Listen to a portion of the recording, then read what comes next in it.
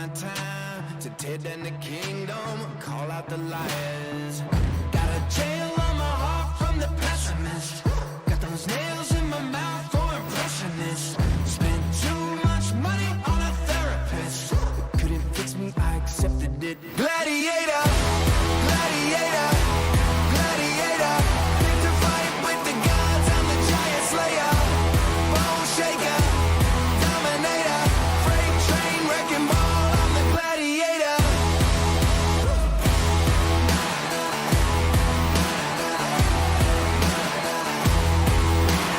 Tell me what it is that you think you believe. Caught in a crossfire, trouble at sea. Every single day I feel that gold underneath. I see the locked doors, but I got the key. I'ma give you a second just to catch your breath, 'cause I can see that your heart is jumping out your chest. I know you gave it all, 'cause I've already seen your best, and it's time you accepted this. Gladiator, gladiator, gladiator.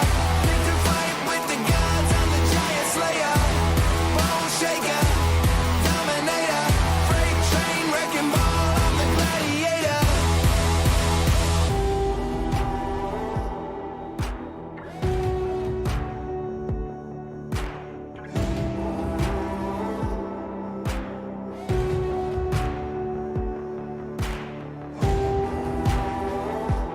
I've got every reason to fight.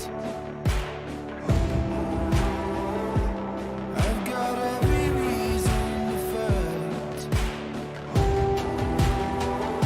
Have you ever shaken hands with the devil in the night? Let me tell you, I've got every reason to fight. Gladiator, gladiator, gladiator. Picked a fight with the gods, I'm the giant slayer. Bone shaker, dominator. Freight train, wrecking ball, I'm the gladiator. Gladiator, gladiator. Picked a fight with the gods, I'm the giant slayer. Bone shaker, dominator. Freight train, wrecking ball, I'm the gladiator.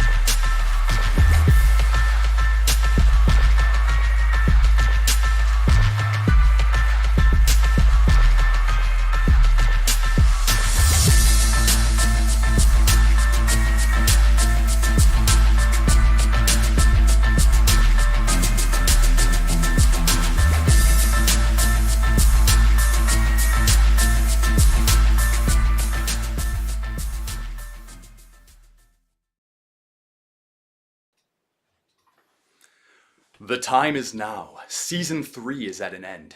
2 teams remain. Their paths to the top left the others broken. Brambles dulled, oceans dried up, mountains crumbled. Gromps were stomped, fires put out, and watches ended. There can be only one champion. It's time to see who has what it takes to become Rekt League Season 3 Finals victor.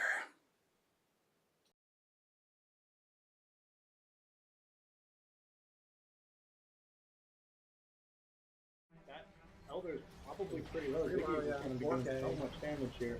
Yeah, with this Galio on the side, it's really hard to commit. That's like one of those choke points that teams use a lot. Oh! Trundle does get it, and that's a triple Drake. Elder Dragon for Scuttle Crab. Raged over, he goes down. Shu is about to go down. Go down, but Ziggy's is going to pick up the counter kill onto Cobalt, and the Nexus is going to go down, and it looks like Team Scuttle Crab is your champion! My name is Endo. I am Rekt League Season 1 and Season 2 champion. Oh, a good flash from Endo. Getting out of there. Fancy moves by Endo, dodging that Viger cage. And Sunday, November 18th, I'm going for my 3rd trophy in a row. Really bad matchup for, Sindra being really bad into Zac. But Endo just explodes Pickle Popper with Aether Fox in the mid lane. My Trundle is feared. And the final ban taking away the Trundle from Endo. My Jarvan is legendary. The Jarvan coming out for Endo. This is his king pick. Oh man, this is the Season 1 Endo all over again. Coming for you, Andrew! As for the rest of my champ pool, Is me up, by the way? Missing top as well. I'm going back in. oh, you ain't seen nothing yet. Dark Tide getting the kill. There's still tower diving J-Set, but Endo shows up for the backup right now, getting the return kill, getting the double. I mean, really just like that positioning from This Sunday, I'm not just playing for a championship. the other side of the team, but the Twitch is here. Twitch with the ult from across the wall, but just doesn't. It's very aggressive on Sonic's part. Yeah. I was saying. Oh, jeez. And it looks like they're getting caught out. The Thresh knocks them both into his ult. Oh! And yeah, that's going to be... Man. I'm fighting for something more.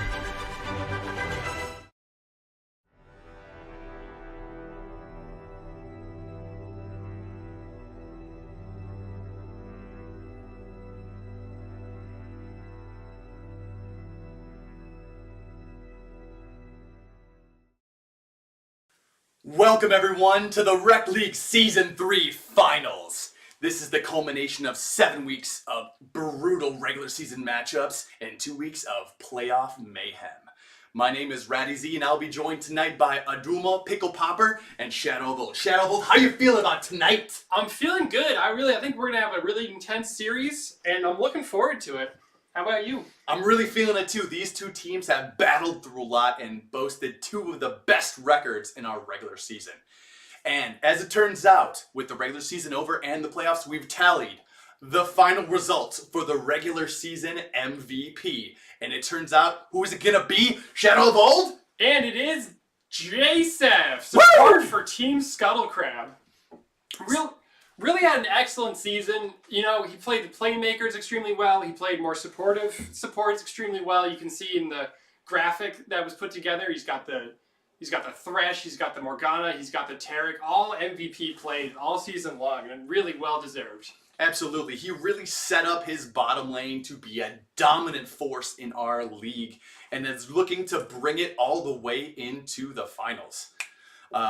Other than that, what do you think we're going to see? Today he's going to be bringing it out. I wonder what he's going to be able to accomplish. What do you think we're going to see from the MVP in the finals today? I have to think he's going to see some bans, which will definitely shorten it, but his Taric is extremely good. His Thresh is... He can play everything, so you can't ban everything. So I think no matter what, we're going to see something good from him. Absolutely, absolutely. And you know, we just saw that video. We saw the legacy himself, Endo, coming in just to try to talk about what he's going to end up doing. But I'm getting information right now. It looks like we're directly into the locker room of Team Airdrake, and they got something to say. Take it away, Icically.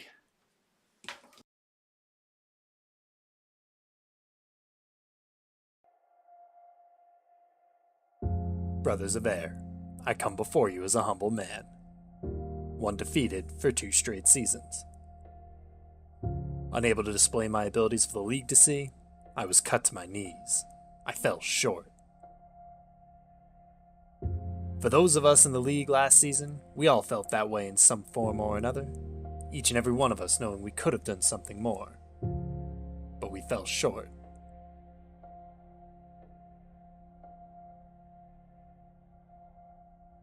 Marinee Williamson once wrote, "Our deepest fear is not that we are inadequate. Our deepest fear is that we are powerful beyond measure. That our light, not our darkness, is what most frightens us." So, Brothers of Air, shine your light and shine it bright. And in doing so, you will give your brothers permission to do the same. For tonight, we descend together into the darkness.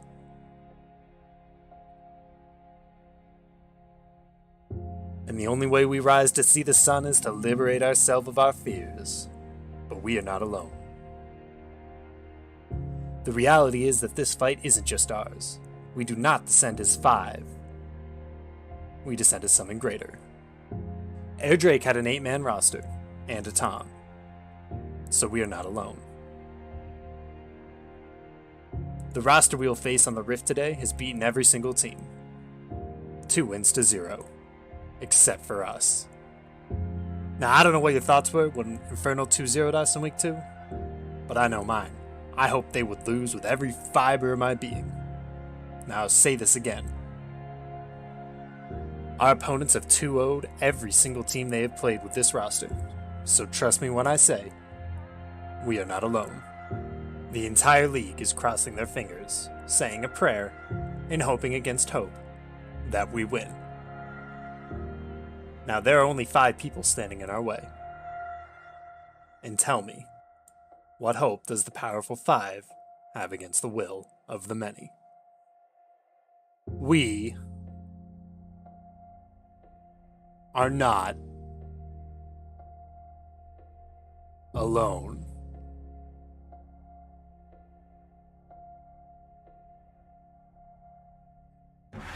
But now the time has come. Nothing else matters anymore. Focus. We block it out. We block out everything that's happened this week. Everything that's happened this month. Everything that has happened this season. We block out all the talk, all the feelings, the frustration, the hatred, the anger, the pain. Everything that got us here. It's time to block it out. None of it matters. It's done. And now the finals are here. It's time to focus. Right now, in this moment, we have a chance of greatness. A chance most people only ever dream of. And I'm not talking about being in the Rekt League Finals for 20 viewers. I'm talking about something greater.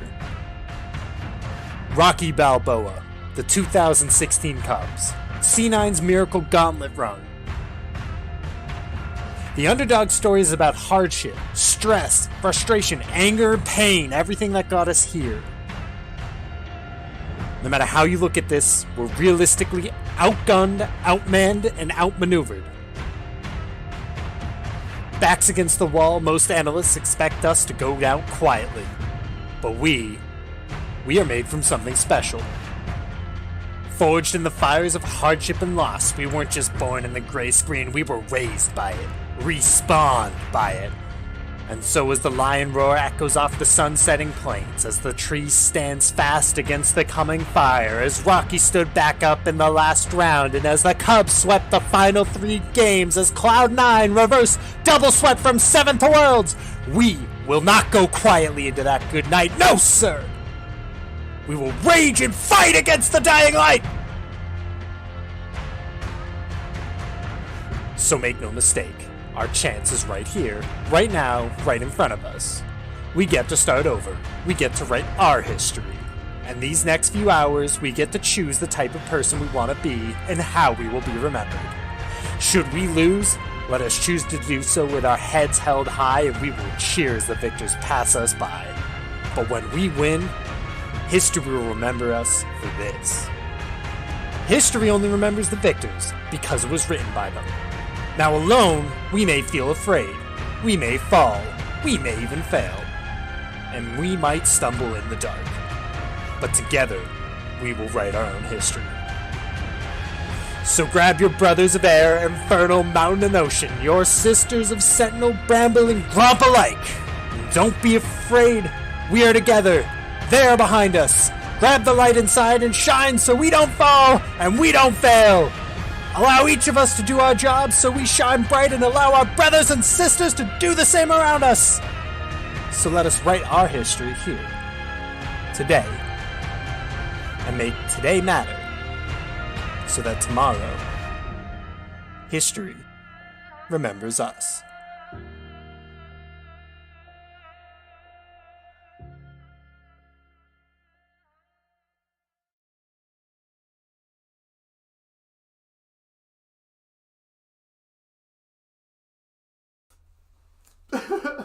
Thank you, Isaac, so much for that really hype speech. Well, we gotta bring it to the game. Let's get going. What'd you think about that, Shadow Bowl? That just brings me all the more hype to get into our first matchup between the 80 carries, Icicle himself, and Darth Ted. Let's bring it in. Let's see it. Look at those stats. My goodness. Starting on the left side with Darth Ted really holding it down with his total KDA. He's got his kill participation. Percentage of team damage is clearly on top of that. And the CF differential is disgusting.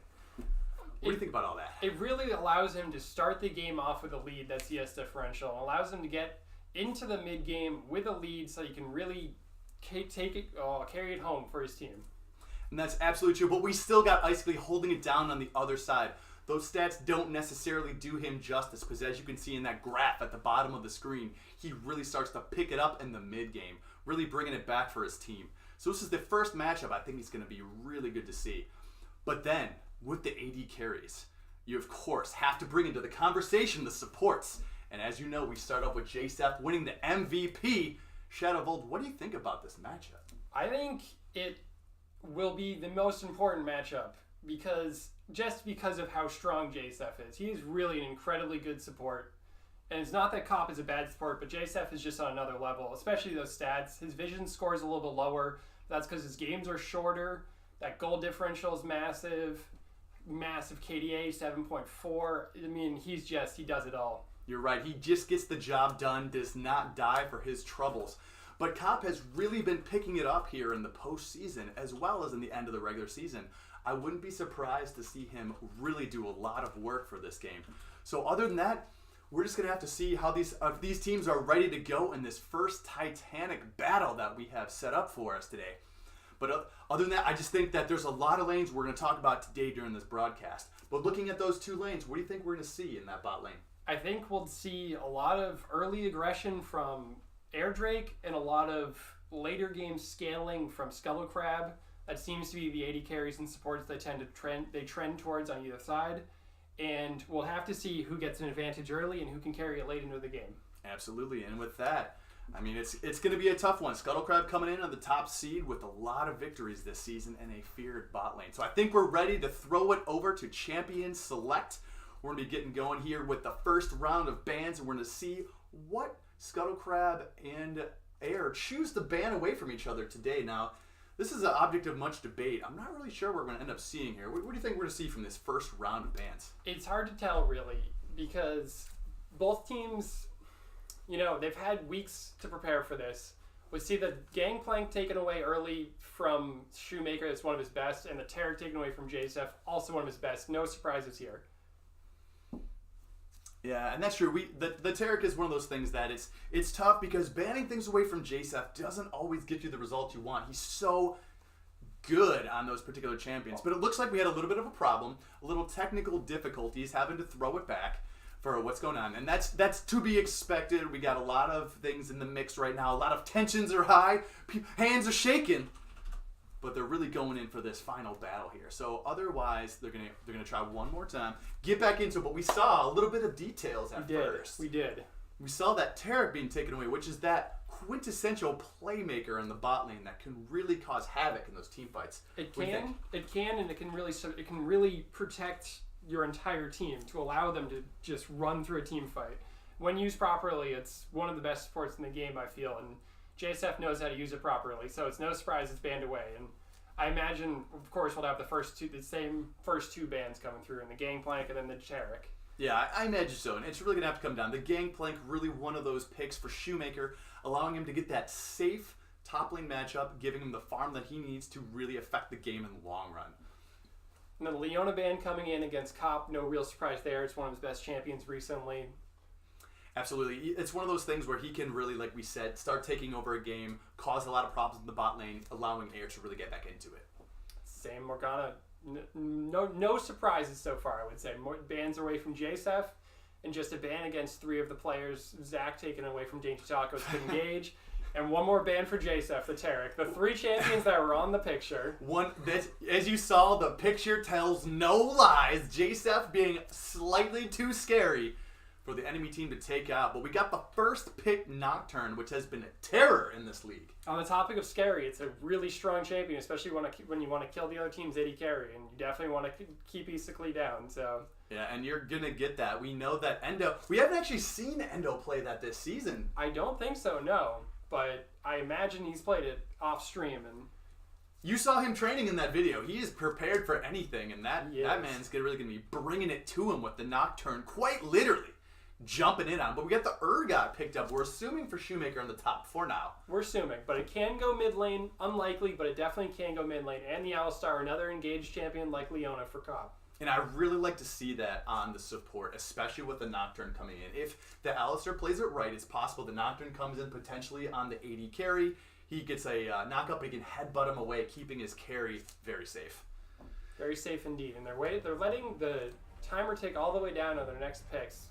You have a 5-game series, but you definitely don't want to make any rash decisions. And the Mundo comes out, Skyrocket's best champion, no real surprise, doesn't get banned. Yeah, it's one of those champions. He's super confident on that champion. He knows exactly how to farm and how to push it. We might see a new champion here for Jasef. I don't think he's picked up Pike this season, but that is definitely a playmaking champion along the same lines as a Blitzcrank or the same lines as potentially a Morgana or a Thresh, getting that hook in there, getting those stuns. So I like to see that picked up from JSF. That's definitely a snowball bot lane. For sure. Much higher risk, but much higher reward.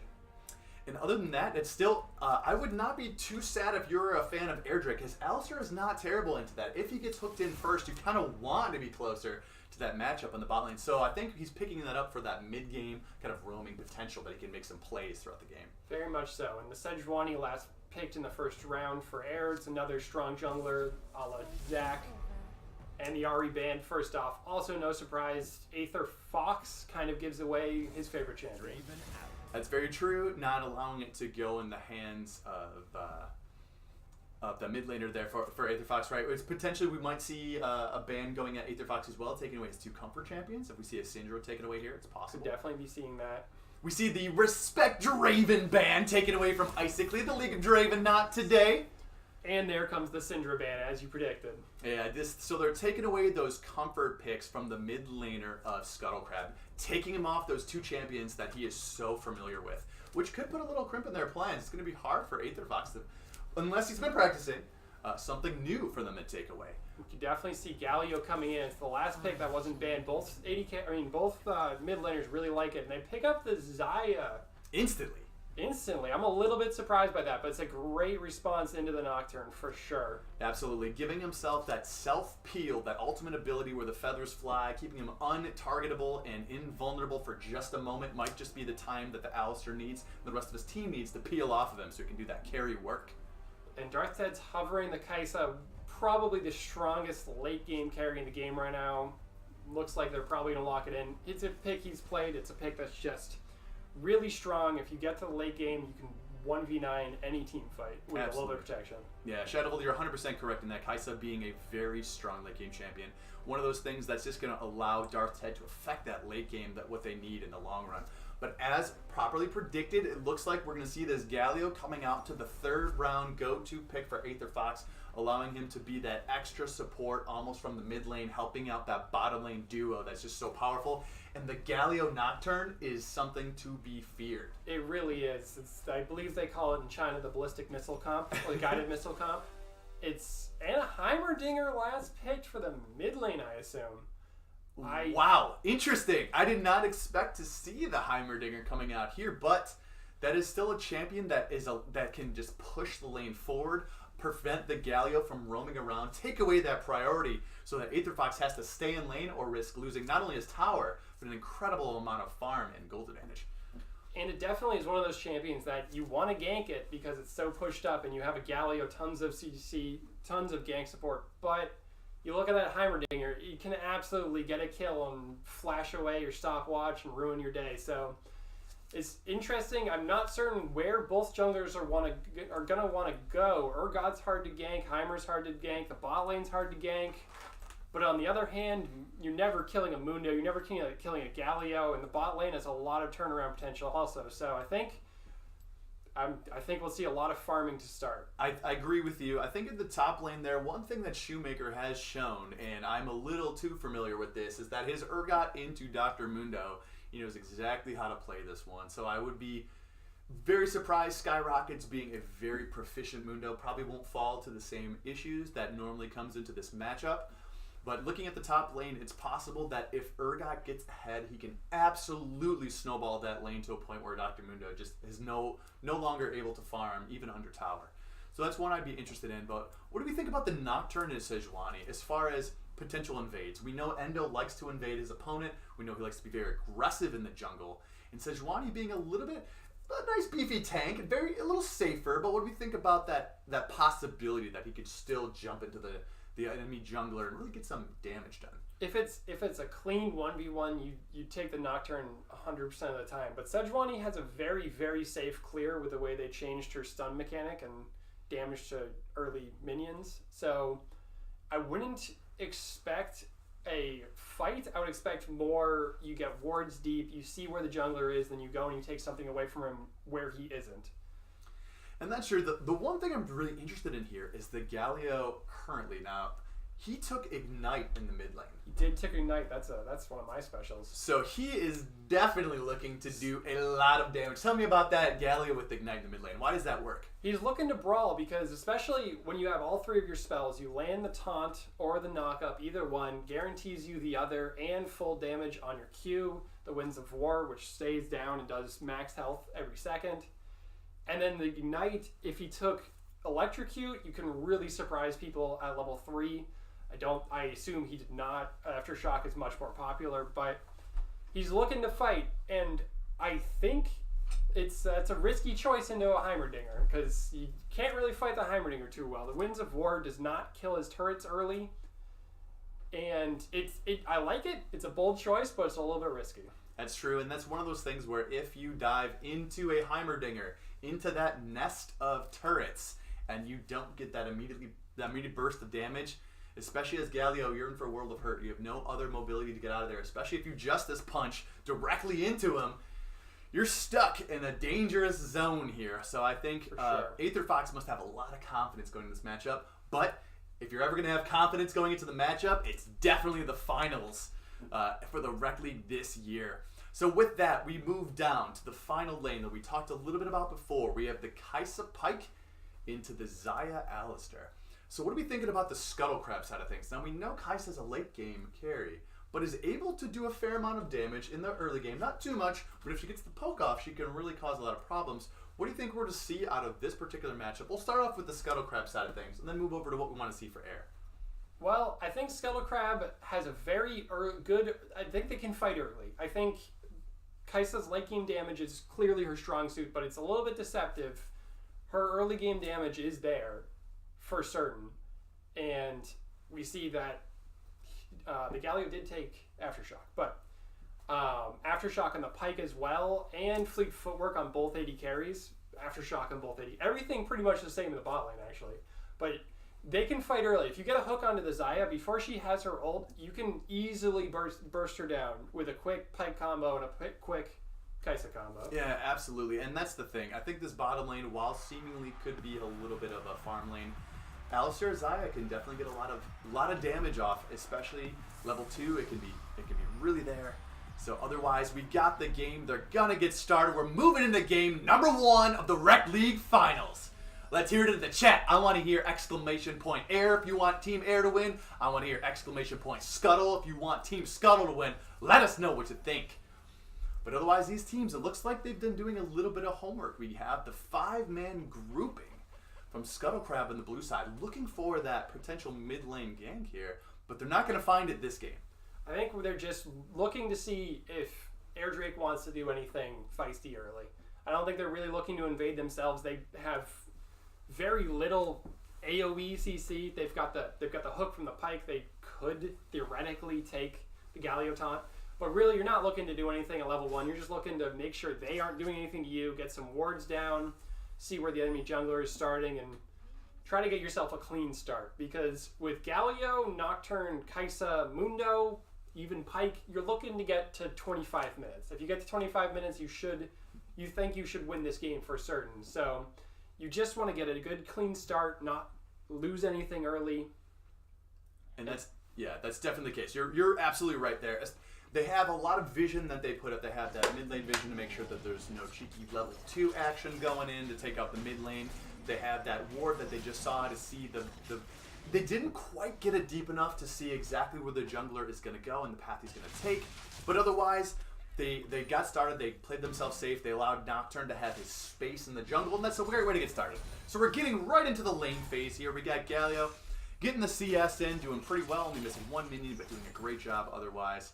And then we're going right into that bottom lane. Do they want to see a little bit of poke going back and forth between Icically and Darth Head? Getting the farm off, which it looks like, starting with Headbutt, just boots them right out of there. You don't get to hook anyone. Get out of my lane is what Cop's looking to say. Asserting the dominance, level 1. Not letting it go forward. I think in the bot lane, you're definitely looking for who gets level 2. You've got 2 champions both being level 2 before 1 champion being level 2. It's much more impactful. And it looks like Scuttlecrab got it and pushed them in, so Air needs to give up the lane.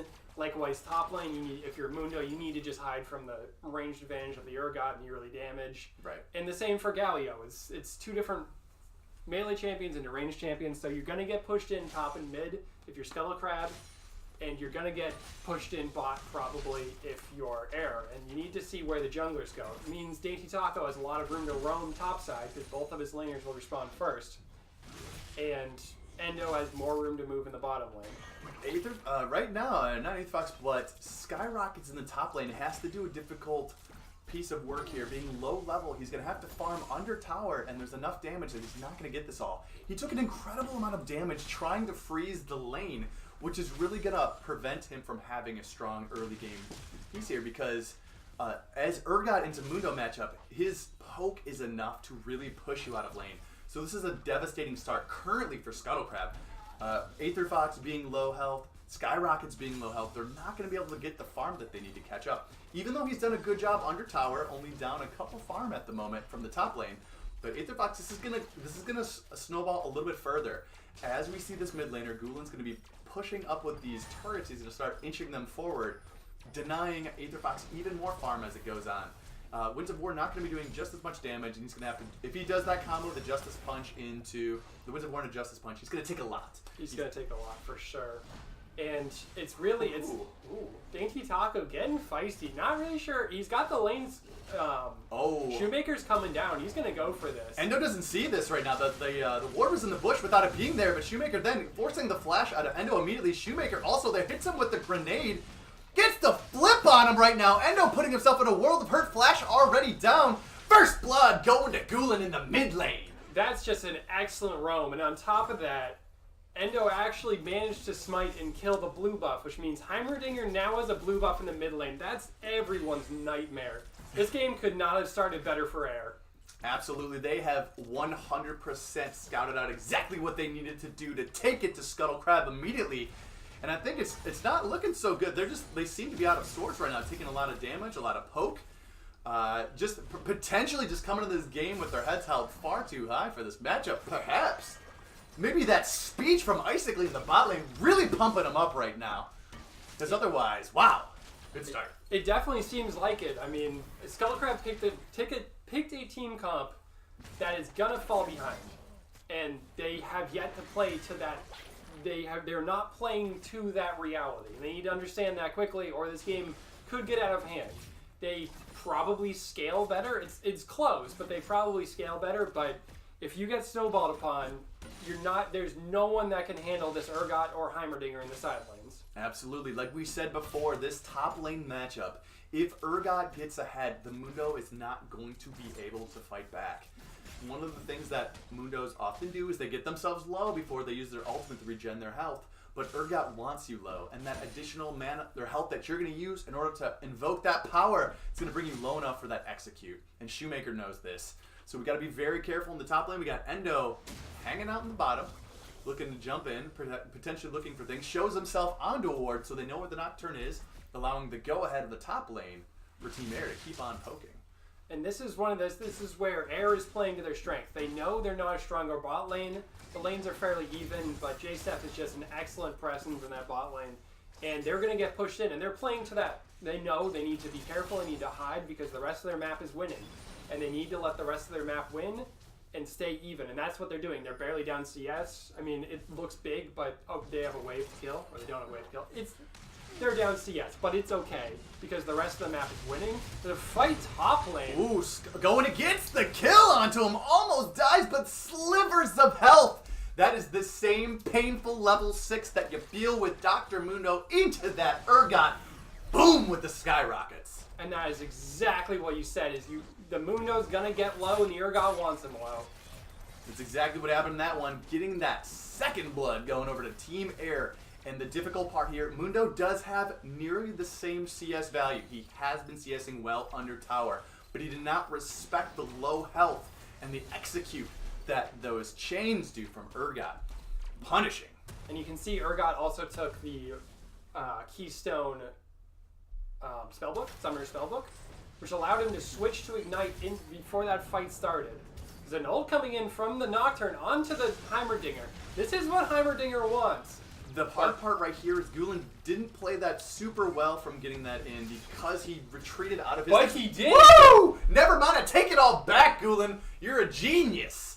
The main thing about that I was referring to, he pulled the Nocturne out of his nest of turrets. However, 200 IQ plays, pulling him back into the Sejuani.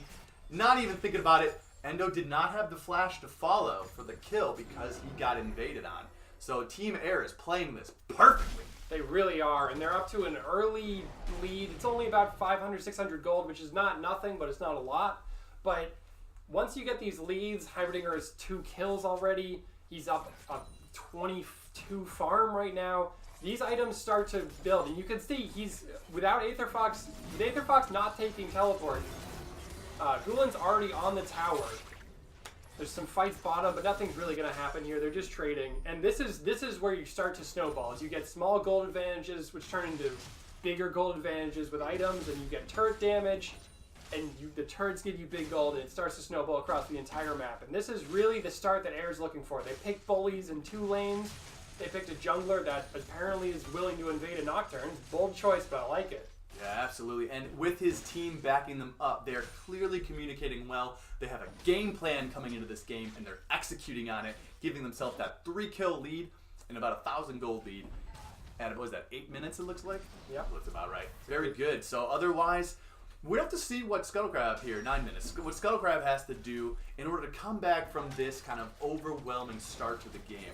Now, it is definitely not even close to over right now with the Nocturne Galio. Still has not gotten fully online yet, but we have a lot of League of Legends to go for here. But we do have the red buff on Heimerdinger, which is just going to be so annoying for the Galio. It really is. And this is the point where you just, if you're in the comms for Scuttlecrab, you just need to say, we need to just slow down. We're good, we're fine, we just need to slow down, not make it any worse, Just get what gold we can, and wait till our champions are just generically stronger than their champions. Exactly, and to take advantage of that, looking at the example for the top lane, Skyrocket's not down CS, maybe 1 or 2, but even with that kill on the top side, not allowing himself to be pushed around and not allowing himself to give up that CS. But here comes that combo right now. We get the flash taunt in just as Punch goes into the Winds of War, but we have the stopwatch saving goal. He gets the kill on the killing spree.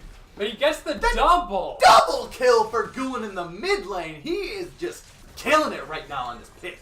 Played perfectly, and he was always going to die. He didn't have his flash. Aether Fox did, but managed to get the double. There's another fight.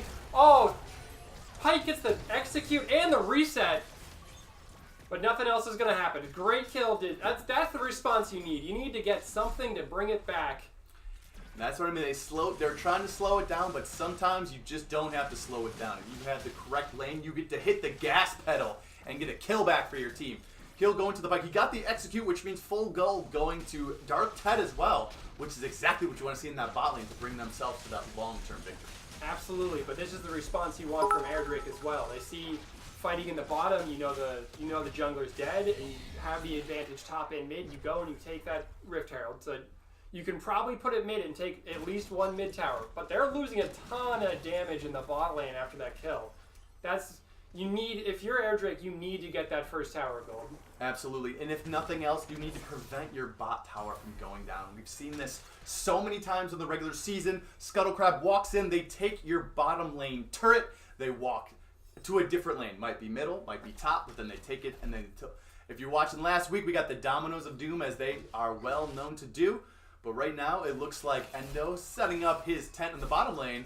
About to get spotted out by Cop right now. Heads up play, putting a pink ward in the tri-brush. Heads up ward. I don't know what Endo is really trying to do because his bot lane's still under their inhibitor tower. But heads up play from everyone. No one dies.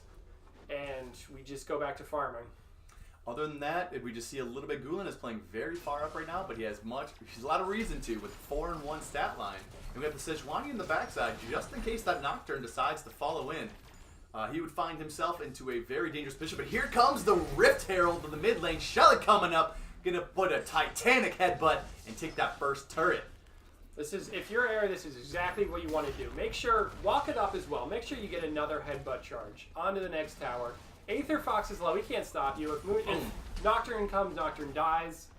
This is exactly this is the play that you need from both teams. Both teams are playing to their.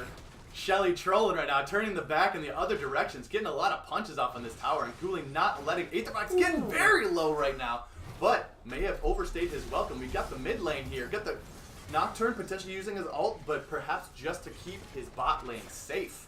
Well played. That's a good zoning Nocturne out there. Got a lot of teleports coming out, but not for nothing. The Infernal Drake is spawned, and that's one of the most prized Drake, giving them the extra attack damage and ability power when attacking each other champions. And there's no Nocturne ult for him to get in there. We had a teleport coming in. I don't think that's going to complete. They're probably going to stop. They completed the Mundo's a madman right now. They might realize that the Mundo has just been there by himself, getting very... but he misses the flash as well, and they don't know it. This is all sorts of shenanigans right now. That Mundo just walking around. Gulen gets the kill onto Dark Tad, but it looks like... that's a great bomb, but the great Galio knocks up 3. Winds of War doing plenty of damage, but the Galio's going to find himself at the wrong time. Justice Punch doing a lot of damage, but just not enough. His team has to leave him for death, and Dainty Taco cleans it up with the kill and the Infernal Drake. Team Air. That was a great fight for Air Drake, and that is just, I don't know who made that call, but that was definitely a mistake for Scuttle Crab. They should have just backed off that fight. The Drake was lost. They were never going to win that. Exactly. And with that teleport channeling, all they needed to do was stop that, allow Mundo to continue to push on the top side, getting that pressure. But unfortunately, it was not done this way. So moving forward, we have Air Drake immediately moving and taking the bot lane turret. They exercised enough pressure to push them away, having to go back and reset, meaning Air Drake's going to take this tower and gold. We're going to see those dominoes started. I don't think the bot lane's going to take a 2v3 with no tower right now. But other than that, we're just going to go on back to parity and allowing them to get back going. We're going to see what Air Drake does with this. What do you think we're going to see? I think they're going to move their bot lane duo up to the top lane, see if they can push down that tower. Keep Heimerdinger in the mid lane just pushing towers and let Urgot go bottom to farm. This is the start you wanted. You've got 2 towers down. You've got the early Infernal Drake. This is the start you want from Air Drake. And now it's a question of how does Scuttle Crab slow it down. They clearly thought they wanted that fight, but they can't. They need to be taking it slow. And that's very true. At this point, we still look at the CS numbers, and Scuttle Crab is not falling behind too far on CS, so it's definitely not out of it for them. They just have to be careful to not give up any more kills.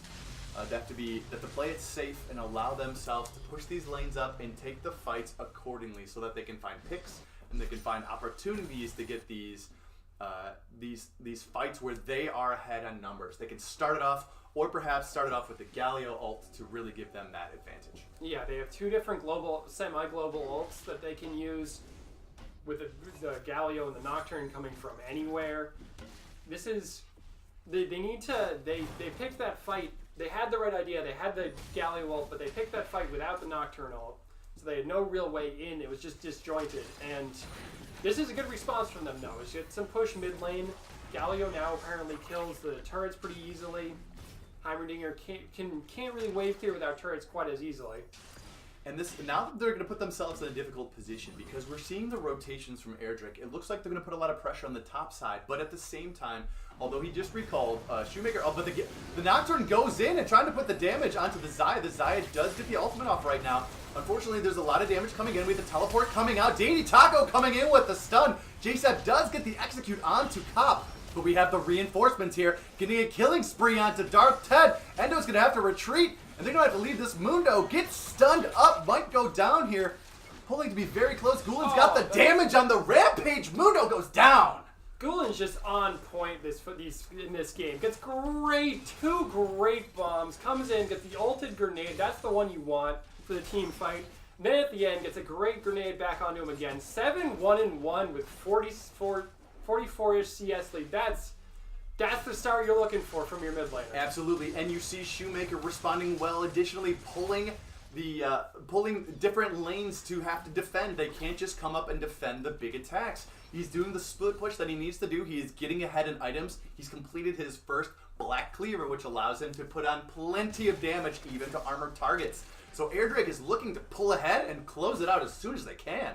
And that's what they need to do with this comp against that comp. It's great. 9-3 lead. They've got the gold lead. They've got the tower lead. They've got the Drake lead. This is the start they needed. They need to just keep pushing it because they cannot fall behind. Absolutely. And you just see on screen Airdrake executes a Scuttle Crab in the river, taking them down, showing what they're all about in this game so far. But we get this the fight going in for Mundo, taking it into Shoemaker right now, and you can see the teams don't want to take it for prolonged fights because they're just going to show up and it's going to be a big scuffle. And I don't think Scuttle Crab wants that right now. I don't think they do, especially since look at this Galio's build. I understand the decision, but he's going very tanky. And there comes a point where it's possible you run out of damage. It's just the Kaisa. Really, it's just the Kaisa. I mean, you've got the Nocturne damage, but Nocturne's just trying to kill the Xayah and is obviously going a squishy build because that's what you do. He's going to get blown up instantly. And the only consistent damage you have is Xayah. So Darth Ted can pilot it well, for certain. But you do run the risk of going too late and running out of damage against that other team comp that has 3 relevant damage carry threats. Absolutely. And the thing is, you do already have the Dr. Mundo. Although they are running him in split push mostly, they are. They will need him in team fights this game, and I think you're right. You definitely should have came with that Galio, a little more offensive power behind him because he does have a lot of AoE damage, and there's a lot of possibility that they get that correct ultimate. He could blow up a lot of targets on the enemy team. But it looks like Airdrake bringing the chase to Dr. Mundo right now. Moving those lanes around right now. We have Gulen throwing the damage out, doing 50% to JSEP in one go. Hits him 75. My goodness, Gulen is on point. He has been practicing right now. This apparently his accuracy is off the charts, hitting these damage sources all over the place, getting it up, zoning them away from the dragon, looking to take the mountain. An Infernal Mountain is definitely something you want to see when you're in the league. Absolutely. Allows you to have better team fight power off the Infernal and better tower pushing and Baron killing off the mountain. These are 2 excellent Drakes for them to start with. Absolutely, and this is perfect for them. It's going to be something where Scuttle Crab's going to have to start setting up some pretty immaculate vision control so they can take the fights that they need. Pay attention to where the team is heading and send your lanes accordingly. As you can see in the top side, we got Shoemaker looking to match the Endo. Endo's in a bad position right here. Takes the knee damage to the face, misses the ultimate there, and gets the fear off. Well played on Endo's part to escape a potentially devastating gank. Well played, and Shoemaker makes the right choice. Don't chase the kill. That's a ton of minions. That's a ton of golden experience. Just turn around and take the gold. Definitely, that's definitely well played on their part. So as you can see, Shoemaker decides, I'm going to take the minions. Not only that, but I'm going to push up the lanes because we know that they are struggling with their side lanes right now. They're going to have to figure out, do we send 1 or 2 to take care of them? And if they send 2, we know there's the go-ahead for the team fight on Team Air. So for here, we see a little bit of breathing room. We have Team Scuttle. They have some moments. They can get some things in their jungle. They're going to have to start pushing out with their vision. They're going to have to start paying attention to who on their team can answer the Shoemaker push right now on Urgot, because that is a hard champion to fight, and you don't want to necessarily push them, allow him to get to your turret. Yeah, he's a ranged champion. He'll chip it down easily, and you can't. There's no one that can really go against him alone. Mundo cannot die for a while, but Mundo's going to get pushed into that tower. And I liked the idea of sending the Nocturne top so you can ult back to the mid for a fight, but you could clearly see that Nocturne had no chance in a 1v1 against the Urgot. Yeah, 100%. He just got an incredible amount of damage almost instantly. Even if he had feared him, it's no chance. As you can see by the itemization, looking at him, he has the Ninja Tabby, and he also has the Bramble Vest in order to prevent the additional healing coming in from Dr. Mundo. So no one is going to be able to currently 1v1 him. They're going to have to figure out how to handle this side lane pressure. Yeah, it's an excellent build, especially against the enemy team. Kai'Sa has a lot of magic damage, but she built the Storm Razor first, which means it's more of an AD Kai'Sa than an AP Kai'Sa. And Galio's not going a ton of magic damage. You don't need to be afraid of the Mundo damage yet. So it's a great build, especially with the Bramble Vest to chunk the healing from the Mundo. Absolutely, and we're really not going to see much in the way of anyone being able to kill him for quite some time until a lot of items are finished. I like the choice of Dainty Taco first iteming, well, after his jungle line, first iteming the Zeke's Herald? Whatever. Maybe Zeke's Convergence or something Zeke's like that? Convergence, right. Yes, for Icicle's damage, you're going to want to start the fight off with the Sejuani ult. You don't really want to start the fight off with the Alistar ult as much, so it's a much better item on the Sejuani and the Alistar, even though you usually see it on the support. I love that choice. Agreed, and it's really going to allow him to do throws that ultimate, immediately dashes in and gets the burn damage from that item, including unlocking Icicle's additional damage on his auto attacks. So here we have the 5-man Air Drake looking to go in on this turret. Fight though. The 4-man taunt! Wow, big taunt coming out. A lot of damage coming back and forth, but there's so much power on the Air Drake's side. They're throwing him back. The double kill going for Gulen. They're taking triple kill right now for Gulen, doing a lot of work on this Heimerdinger. 10-1. Blue turret being taken down, and it looks like a 3-0. That is a great fight in a lot of ways, but you're just too far behind. You can't kill anyone. The Heimerdinger's just too tanky with his with his little bit of health off the Leandries and his Zanyas. The turret's down. He doesn't actually do anything. Just kill people with turrets. The Air Drake right now are feeling themselves. They are going for this victory. They're going straight onto the final Nexus turrets. It is a 2v5 in the mid lane. They do have it, but they have the respawns coming in. This is the big one. They're looking to see if they can just take this straight up right now. Doing damage to the Nexus. We're getting at about 50%. We're getting flashes there, pulling damage on the Nexus. It looks like, are they going to get the damage off? It might not come to it. Looks like they win. Oh, they get a game number 1 with the race to the finish. Air Drake takes it right up, and Dartet leaves the game at the end of that. Wow. Coming right back in. That was an impressive finish. Shadow will break down what we just saw at the end of the game there. That was excellent. That was 2 different team comps coming to life together. You see the late game scaling team comp not get to late game, and you see the early game team comp bullying the lanes and really getting that advantage and making its way to the victory earlier than expected. That game felt like it was in hand, and then all of a sudden, Air Drake just pulls out the team fight win, and they just win the game. Exactly. Around that looked like potentially with the double check the stats, but it was around 23 minutes perhaps. That was one of the fastest games that we've seen all season, and they executed it perfectly, allowing that snowball, as you were saying, to really get started. The mid laner Gulen on Heimerdinger might draw some bans in the future with that kind of play. I think it should. That was excellently played. There was no answer for him. I mean, you know, and team fights, it's a little bit lucky to get the 10 kills, but he got the 10 kills and he made use of them. Absolutely, and really we saw the diversity of damage on the team. We saw the ability to do a lot of area effect damage. He was hitting those stuns. He kind of, together they roamed correctly. They brought 5 of them, which invoked that team fight, which was the beginning of the end for Team Scuttle Crab in game number 1. Well, that was an impressive end here, and I think we're going to look to potentially throw it over to a short minute break so we can, and we'll come back, we'll break down what we just saw one more time, and we'll get started on game 2, where Air is leading the charge 1-0 versus Scuttle Crab in the Rekt League Finals. Don't go away.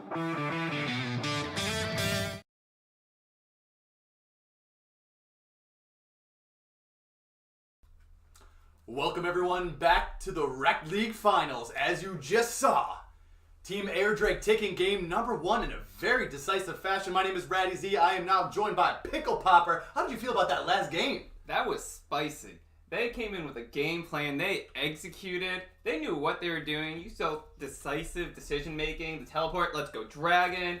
Let's win. We won a team fight. Let's just end. Let's just push. They're respawning. We have the damage.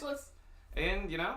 They took everything while doing it, like you said, and they did it in a decisive fashion with that victory. At that point, they got to be sitting there and thinking, all right, we're feeling good. That pump-up speech from Icically is making them feel good. But what do you think Scuttle Crab's going to have to do in this next game in order to take one back from Team Airdrake? I think they need to pick better winning lanes. Every lane for Airdrake just pushed them in, and they, chip damage on the towers. They were able to, force the one mid, and then Urgot just became too powerful. Agreed. I think at that point, we saw the Nocturne, we saw the Galio, which is one of those wombo combo, that like team fight matchup that they had to set up here. But I agree with you. I think they need those winning lanes. I think Skyrockets might need to forego the Mundo and try to pick up his Garen, which is a little more of a lane-dominant champion, in order to bring it to the top lane. We're going to see a little bit of a mid-lane change-up, because we know that they could potentially ban out Aether Fox if they choose to go that way. They might want to prioritize getting him as champions first. What do you think about that? Yeah, definitely seeing him on, one of the more comfortable, the damage dealers, bring out the Syndra or the Ahri. Both of those you would be able to deal with the mid lane, especially the Syndra into the Heimerdinger. You just take the targets and you throw them away. So just get them out of my face, exactly. Or you can spread the scatter the weak, and you can send them into the ends of the earth. Yep. So they're totally not worth it. So I think there's a lot of options for Scuttle Crab here. So for those of you at home that are rooting for Scuttle Crab to take this one, first off, I want to see a exclamation point Scuttle in the chat if you want to see it, followed by don't feel too bad because we still got a lot more to go in this best of 5 matchup today. So other than that, it looks like we want to go right into that mid lane matchup. Let's take a look at some of those stats that we were just referring to. So when it comes into, we got Aether Fox to start it off on the side of Team Scuttle Crab. Now we see that he has a CS differential a little bit lower than a lot of other mid laners in the league. But compared to Gulen, what do you think we're seeing in between this matchup here? So Gulen definitely pulling out more damage for his team. Or maybe that's just because, the bot lane, Eric, Darth Ted, does a lot of damage. So that's, participation with that Absolutely. Be skewed, but Gulen definitely grouping up with the team more, greater kill participation from the mid lane. And again, you got that KDA. You see that he dies slightly less, he participates in slightly more assists and kills. So I think as we saw in that matchup, that 10-1 Heimerdinger really flexing his muscles based on the stats that we're seeing on the screen in front of us. Had not been even seen in the Rekt League, so they did not know it was coming, as we see from the Ahri play, the Zillion and the Anivia play being taken away from that. But as we see on the left side, talking about Aether Fox, which one do you think we're going to see based on the damage? Are we going to see the Ahri or are we going to see the Syndra coming out this time? Well, it's kind of difficult because the Ahri can be taken by either person. So it depends if, Air prioritizes that, they could take the Ahri away. It's like a free ban, essentially. And but the Syndra is definitely scary. It hurts a lot. Absolutely. Don't fight it if you don't have magic resist. Flashbacks, terrible. Yeah, exactly, and that's a tough one. You see sometimes that they just bring it down to it. So other than that, we're just gonna get a message to see if our teams are gonna be ready in that champion select. It seems like they are good to go. So take a moment, give us the hashtag or the exclamation point Air and the exclamation point Scuttle in the chat. Let us know who you want to win this one, and we're going to throw it off to game number 2 of the Rekt League Finals. Coming right into it. So other than that, we're going to see, once again, the band's going to be started right here. As you're going to see on screen in just a moment, we got that Tarek taking away and the Gangplank right off in round 1. Starting just like the last one, getting away those scary champions. It looks like they're playing work. Just keep J stuff down. Don't let him, get Eric through that early game. Exactly. Just feed him kills. The Tarek, that's a massive team fight tool. So the Black Shield keeps your ADC safe. So they're, taking it. They're targeting their damage dealer from Scuttle, Darth's head, by targeting his support. And that's an intelligent way to do it. As we see the triple threat being taken away once again, that Thresh, Tarek, and Morgana, like you were just saying, preventing that safe bottom lane from existing. But we see a little bit of divergence on Team Scuttlecrab. But what do they take away? They don't like the Donger. Maybe they don't have a response. If they want to play the Galio, they clearly can't play Heimerdinger into it. Aether Fox, very clean on that champion. You can see you get the double laser beams from his turrets by spreading out his E and his W damage. So you give a little bit of time. Oh, and look, the first pick Ahri. Immediately taking the Ahri for Aether Fox, not allowing them to take away not even a second of his comfort pick. But we also see the Nocturne, Dainty Taco picking up the Nocturne. Again, as they used in the previous game versus Mountain, we did know that he played that champion. So by taking Nocturne, they do take it away from Endo and the other team. Response, Endo taking that Graves that we know is so dangerous. It's a lot of damage coming out there. If you find him early or at any point in the game, you just get up close to you. He does more damage. He takes towers fast. Safe jungle clicks. He just pushes the camps away so he doesn't take as many hits. So definitely, he's shown that he's scary on that champion. Oh yeah. He's going to show up really big, coming with the Ahri support, being a lot of control and mobility in the mid lane, allowing him to create the damage where the Ahri could create the crowd control needed to hold somebody in place. But as a response, we do see Cop picking up that Leona, which was banned away last game, knowing for that bottom lane dominance that they're looking to take. And we got Gulen picking up Malzahar, which we know that he is very powerful on, given earlier in the season. So it's possible that we still might see a very strong lane from the Malzahar, locking down that Ahri, allowing for the Nocturne to show up for the kill. And it's safe, if you keep your shield off, you can't just jump in there and hit you with the charm right away, so you have a little bit of time to react. Exactly. It'll be interesting to see whether Aether Fox goes Electrocute or with the Glacial Augment, because that's, I don't know, I'm sure everyone's played against it. The Ahri Glacial Augment just slows you down, makes it easy. Yeah. You get the big ones through the whole team, you can slow down all 5 people. And so other than that, we got the next rounds of bans that came in. Now, it looks like Scuttlecrab is taking away Shoemaker's Aatrox in the top lane and Icicly's Draven in the bot lane. And the one thing that I did notice this time is they took away 3 members of Shoemaker's top lane group, which allowed Mundo to be picked again a little more safely without the Gangplank, the Urgot, or the Aatrox to bully him out of lane, allowing him to get to that late game. So I think this is a good change made from Scuttlecrab to allow their top laner to have a little more safety and a little more ability to push them away. Just get the Mundo to the late game, get him past laning, because he just becomes a monster running through the enemy team. He can tank everything. Looks like they're picking up the Kled to fight the Mundo. Heck yes. Now the Kled into the Mundo is a big matchup. He has gap closers by the dozen. He's able to output a lot of damage. Additionally, it is very easy to build executioners into his build lineup, so he can fight the Mundo, preventing him from healing up. But we have this special, baby. We got the Blitzcrank coming out for the bot lane of Scuttlecrab. They are not going to allow this lane phase to go without a big fight coming in. The Blitzcrank displacing them and putting them on the back foot. Leona wants to go in. Maybe you want to go in yet, but you're going to be in there when Blitzcrank grabs you in and gives you the fist. Back in the lane. Yep. It's kind of hard as a Blitzcrank because the Lucian has a dash to dodge it. True. And he's definitely good enough to dodge it. The Malzahar has a shield.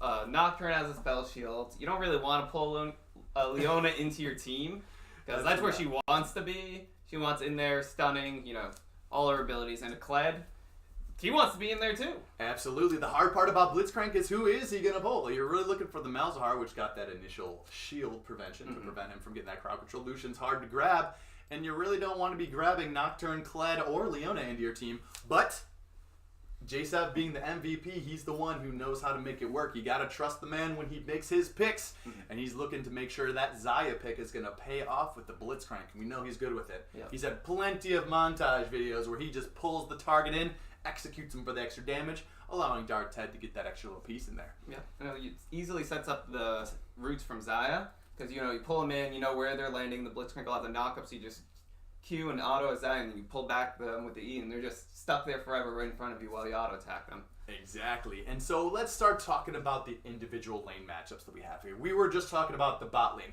We got the Lucian Leona. We know that that is a high damage, very high skirmishing comp. They're going to want to do some damage quickly.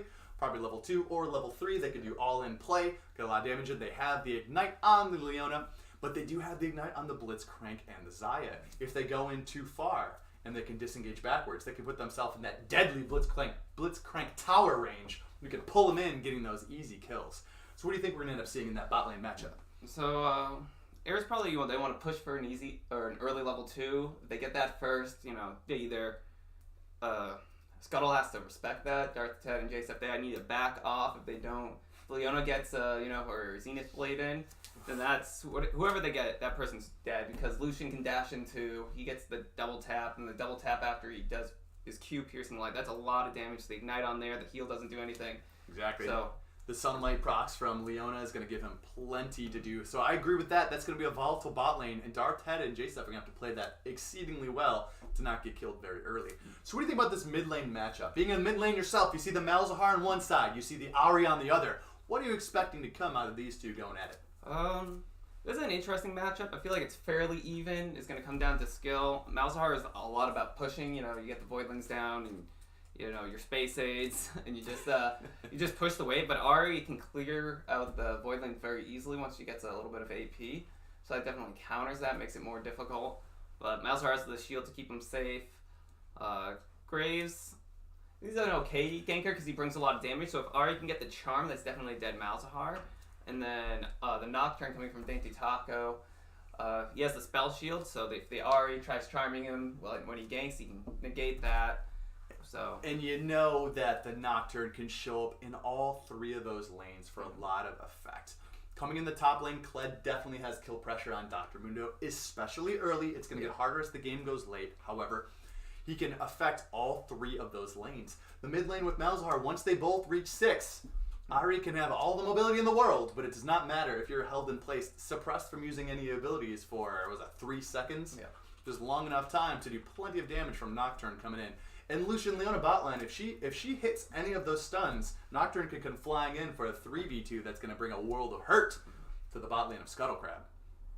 So other than that, I'm really interested in this game because once again, it looks like Team Air has that early game advantage. What do you think about the Scuttle Crab response to this? Is there a possibility that they can hold out with this comp that you see to really allow them to get back into this finals matchup? I think they have a better mid lane matchup this time. The Ahri will outpush early because she can hit all the minions with the Q, like level 1. So she can get the early lead like that, and hopefully Endo wards this time and doesn't get found doing his blue. We'll be interested. Let's see if they do the 5-minute invade to get their ward down. That is true. That's level 1. Very useful, knowing where the enemy jungler is starting. And yeah, we're getting into game. Minions are excited.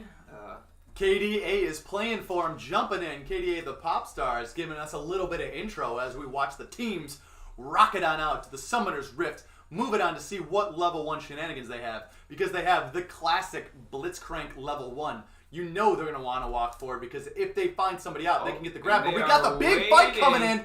Coming in for the fight, the Malzahar is there. Silence coming down. Lucian is there too. They're going in. J-Sep falling very low, having to flash out right now. Both members of the team getting the first blood onto Leona, although it looks like they're falling a little low right now. The Ignite onto Nocturne. Dainty Taco being taken out. But we have 2 kills. Icily taking down Endo. Cop having to fall back. Right now they're getting extra damage. Damage coming out, not quite enough to get the execute, but it looks like a 2-for-1. Starting the game with Team Air, a little bit of a disaster coming out from Scuttle Crab. Not expecting that level 1. They, you can watch each other's games. They do it all the time. So they were there. They were expecting it. There was a big AoE damage coming out from Malzahar with the silence that stopped anyone doing anything for a little while. First blood went on to Leona. She used it to pick up, looks like a control ward and a rejuvenating bead, and to stay a little healthier in that lane. And that definitely helps them towards the level 2 quicker. And speaking of the early game, we have Endo looking to potentially invade immediately onto the Nocturne, putting himself a little bit behind now because he was spotted out. They sniffed it out, but they're going to see what they can do here. Looks like Endo's not giving it up quite yet. Might start on his chicken camp, what I like to call it, which is the birds or whatever they call them. Razor beaks. Razor beaks, thank you. So we have him going off, going to be, again, able to see that clear you were talking about before, Pickle Popper, pushing them back with those auto attacks, allowing him to stay a lot safer, noticing he's losing very little life doing this camp by himself. It's interesting that both junglers decided to start top side. I mean, clearly Endo is looking to invade, thinking that Dainty Taco would start at his red, but this gives the bot lanes, they can get there earlier, can get the early shove towards level 2. Looks like, Air's already, or Scuttle's already hit level 2 ahead of time, so we're not going to see that super aggressive play by the Scuttle bot lane. Yeah, JSF is looking for the hook, but Cop putting himself in there, getting himself taken up, but they're doing the extra damage. They're going immediately onto Darth's head, not allowing him to stay there and do it. That was almost a bait at that point in time. 200 IQ from the Air bot lane, allowing themselves to get that bonus damage. But look at how healthy JSF is. That is not something you want to see because he can get more pulls in there. Darth's head plays slightly back when it comes down. We could see extra damage coming out and potentially even a kill onto that Leona. There's a lot of burst. Well, JSF's already out of pots, so any trades after this definitely will probably, if it doesn't result in a kill, definitely help out Air's bot lane more because Leona has a pot left and she has a rejuvenating bead, increasing her health regeneration. But we see a gank in the top lane. Endo going in, just getting some damage. Takes a turn shot for his trouble. Pushing him back there. I think that was good. But Leona going in, feeling it right now onto Darth's head, doing the extra damage. But the burst is coming out. Gets the pull onto Icicly, but maybe that's what he wanted. Lucian being in the bot lane, doing extra damage to JSF, firing off that shield, that mana shield that he has, pushing Scuttle Crab back away from that minion wave. Well fought on Air Drake there. They're going to get some extra CS and potentially deny a bunch from Scuttle Crab. Yep, definitely scary when you're a low health ADC and the Blitzcrank pulls the enemy ADC right in front of you. That could have gone horribly wrong.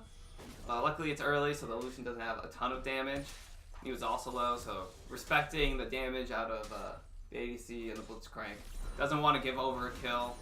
You know, you don't want to extend too far. Exactly. You want to push them. If you don't get the kill, sometimes it's okay just to push them out of lane just to get that extra money on your champion. So that way when the next fight comes in, you might have the item advantage that they didn't think they'd be able to overcome. But we see Dainty Taco here ticking the bottom Scuttle Crab once again, seeing another Scuttle Crab die on stream. And other than that, we see a little bit of pushing coming in. We got Skyrocket's falling very low. He's going to have to be very careful here. He does get caught by the bear trap on a rope, pulled back. We're going to see a flash coming out, but the kill going to Shoemaker in the top lane, knowing that those gap closers that we were talking about allowed him to get that double move onto him, followed by the bear trap, pulling him back in, getting the kill. Yep. Caught without a flash, so couldn't get away. Kled, like you said earlier, and just now, the gap closer, you can just get in on the Mundo. That's a lot of damage coming down. You know, just a 4 auto attack from his W. You just wrecked him. It looks like, does he have Conqueror? So if he had that going, if you time that with when your W's coming back up, that's a lot of damage you put down. Absolutely, and that 4th hit also does percentage health damage on the final hit. So Mundo, as tanky as he can get, is not going to necessarily get out of a range of a Kled, especially if he starts snowballing in the early game. You're not going to get big enough so that Kled is not going to be able to execute you very well. You can't run from him after 6. He's just going to dive right into you with that ultimate ability, rushing directly into that fight, which also does % health damage. So he's going to be forced to be reckoned with. But we have Endo setting up in the bot lane. It looks like he's going to be coming directly in for this gank here. They might spot it. They have not spotted out, but the Blitzcrank going to go in. Teleport coming out, pulling the Leona into the fight with the Lucian, not giving up just yet. We have the Kled coming into the fight here, pushing back the Xayah, having to retreat, but it looks like they're going to get the kill. That damage is still there. Shoemaker damage on the Dark Ted. Endo having to retreat. Playing that so well on a razor's edge. Leona does not go down, and they take the extra damage coming in. Shoemaker saving the day with that teleport play in the bot side. 4-1. Air Drake early game. Seems like Darth Ted's team sort of abandoned him there. They were trying to look for that kill on the Leona. She was so low, looked so juicy. Probably thought that Darth Ted could get away, but he had already flashed. And then the Clevian just run him down. And what you see here is a well-communicating team. We have Dainty Taco absorbing at least the experience on the top side, knowing that Shoemaker had to teleport bottom, which is perfect. Exactly getting your Nocturne to where he needs to be to jump onto the map and make a difference. This is a well-oiled Air Drake machine right now, taking this early game by storm.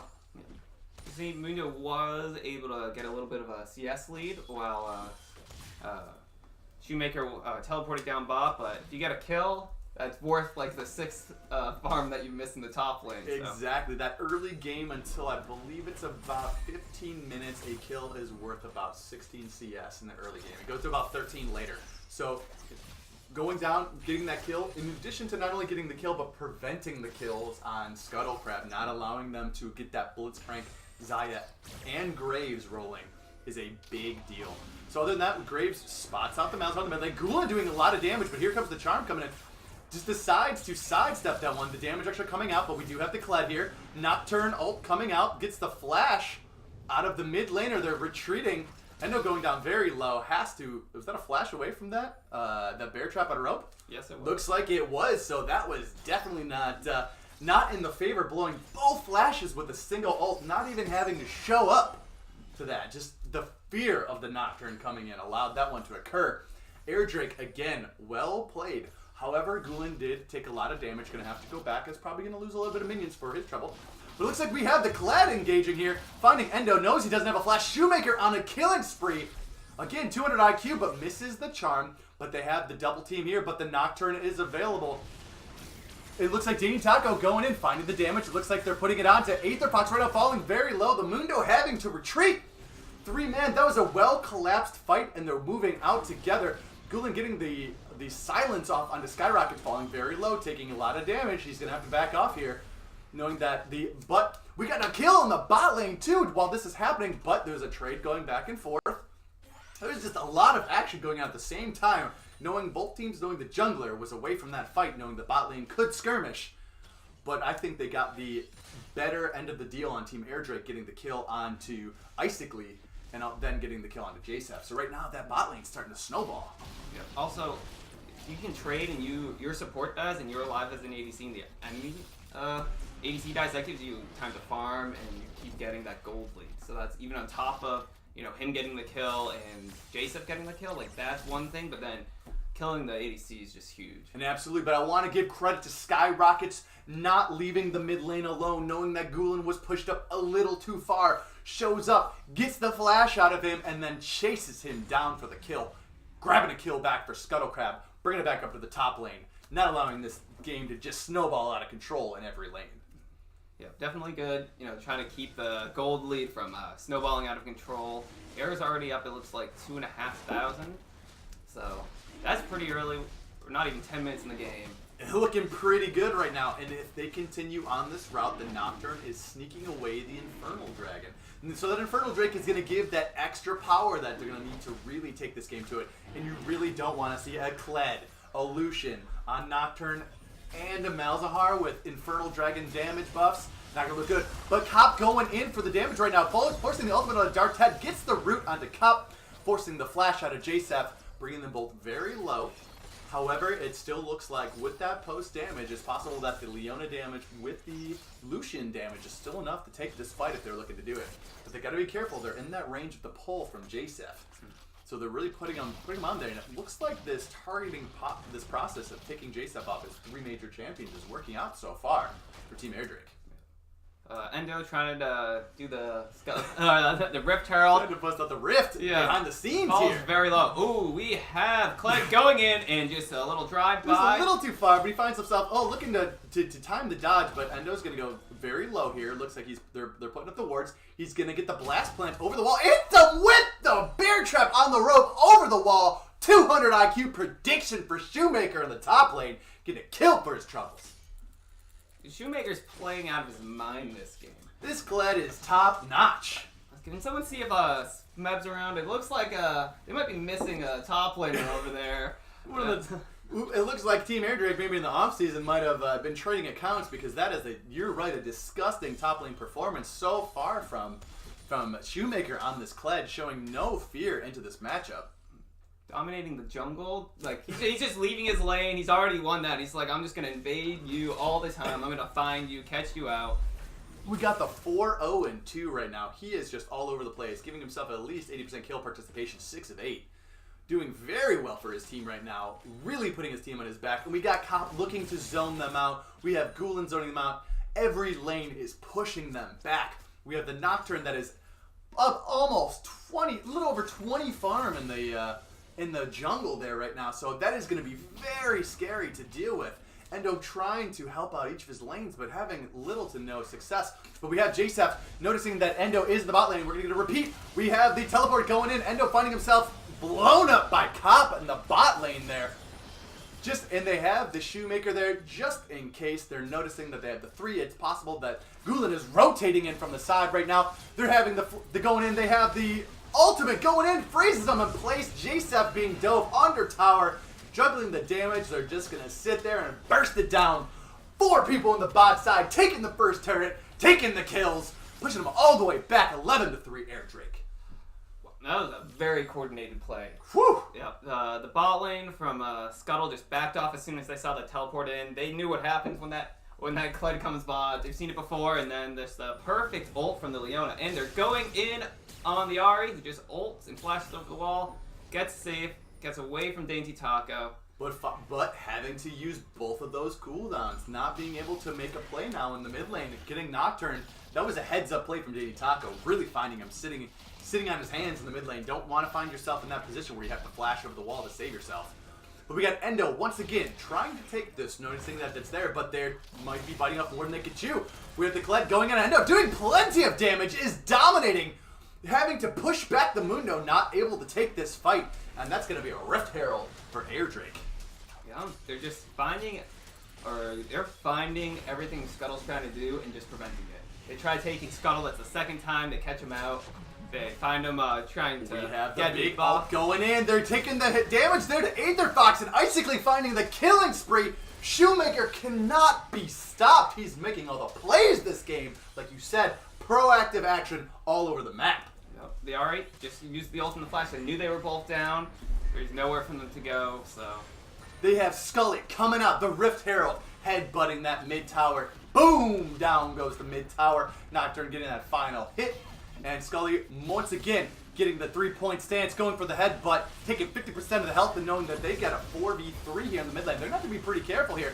They got Cop coming out with the ultimate, freezing them in place, pushing them away from these towers, forcing flashes, moving them back, looking to take this inhibitor. Scully is still alive. They just have to take a couple more minions, getting the 3-point stance in the triple headbutt, the legendary triple headbutt coming out from the Rift Herald right now. Incredible play from Team Air, just asserting dominance all over the map. Yep, very good play. They saw that Darth Head was farming bot lane, and they had the mana advantage. They have the damage advantage at this point. And that was the dirty. Rift Herald too. That was dirty. Icically just comes back, says, yeah, we just took all that. We're coming in your jungle. We're taking it. We get the rat-a-tat-tat-tat-tat-tat coming in, not being afraid, looking to get this kill. He might get to go down for it, but we got that Gulen coming in and immediately ulting Aether Fox, preventing Icically from going down. That was perfectly played. Icically gonna find himself in a tough position, get the shutdown gold onto the Mundo though. Heads up play from Skyrockets in the top. Yeah. It was a good teleport from Gulen. Saved Ulysses' life for a little while, but ran himself right into a Mundo. Yeah, so it ended up being, what, a 2 for 2? 2 for 2 at the end of that? At least, maybe if not a 2 for 1. I think we just lost Icically, right? Because of the Leona died. guy. Right. So a 2 for 2, pushing him out, taking the red buff, transferring over to a couple people. Looks like Mundo picked it up, which is not something you want to see. However, Mundo, not quite at that level yet where he's unkillable. He does have the Thorn Mail, and he has plenty of armor. But he's going to have to pick up a little bit more health for his ultimate to really make the big difference so he can skirmish and fight these. But at this point in time, he has all this armor, but no magic resist, and he's going up against that Malzahar. And we got Endo looking to make a difference, trying to do some extra damage here, but Malzahar not being afraid of Endo right now. Just, Graves, you can just back on up, sir. You're not allowed to be in this lane with me. He's back up. Very weak, low on CS. He's died a lot to his lower level. We've got a 4v3 going to the bot lane. They just find the stun, they find the explosion, taking them down. They saw that Endo was in the top side. The go-ahead kill in the river on the bot side, also taking the Ocean Dragon with that Inferno, allowing them to fire in the ice to get those team fights in, and if they take those trades, they can heal right up afterwards with the Ocean Dragon's regeneration. Skyrocket's falling dangerously low with no magic resistance and no health. He's got plenty of armor, but he is not prepared to take on Gulen in the top lane by himself. Smart lane allocation by Team Air, just it doesn't help if you have other items if it doesn't help what you're fighting against. You gotta, I don't know, itemize based on what you're going against, and Exactly. they're doing it very well from Team Air. And they're paying attention to that and making rotations to adjust that. Because right now they go, okay, that's great. We held this long enough. They have a very low tower on the top side. We're going to come take that. But Aether Fox steals away the blue buff. Well done on his part, not allowing them to exert their dominance into their own jungle, saying, that one's mine. Thank you. I'm going to come back in and I'm going to get that blue buff to allow myself a little more breathing room in that mid lane. Up keep his wave clear up so he doesn't have to back, stall out the game a little longer. They need to get some good flank wards, because without any lane towers in the mid lane, they can definitely get collapsed on. And it's definitely, they're going to have to, like you said, those flank wards are important because they are down 8,000 gold at 17 minutes, which is a big deal. They're going to have to take some important fights, but they're going to need all their information to take these fights, especially with the Nocturne on the enemy team. Even taking a 1v1 or even a 2v1 could quickly turn into a 2v2 or a 3v2 with somebody with a nearly global ultimate roaming around the map.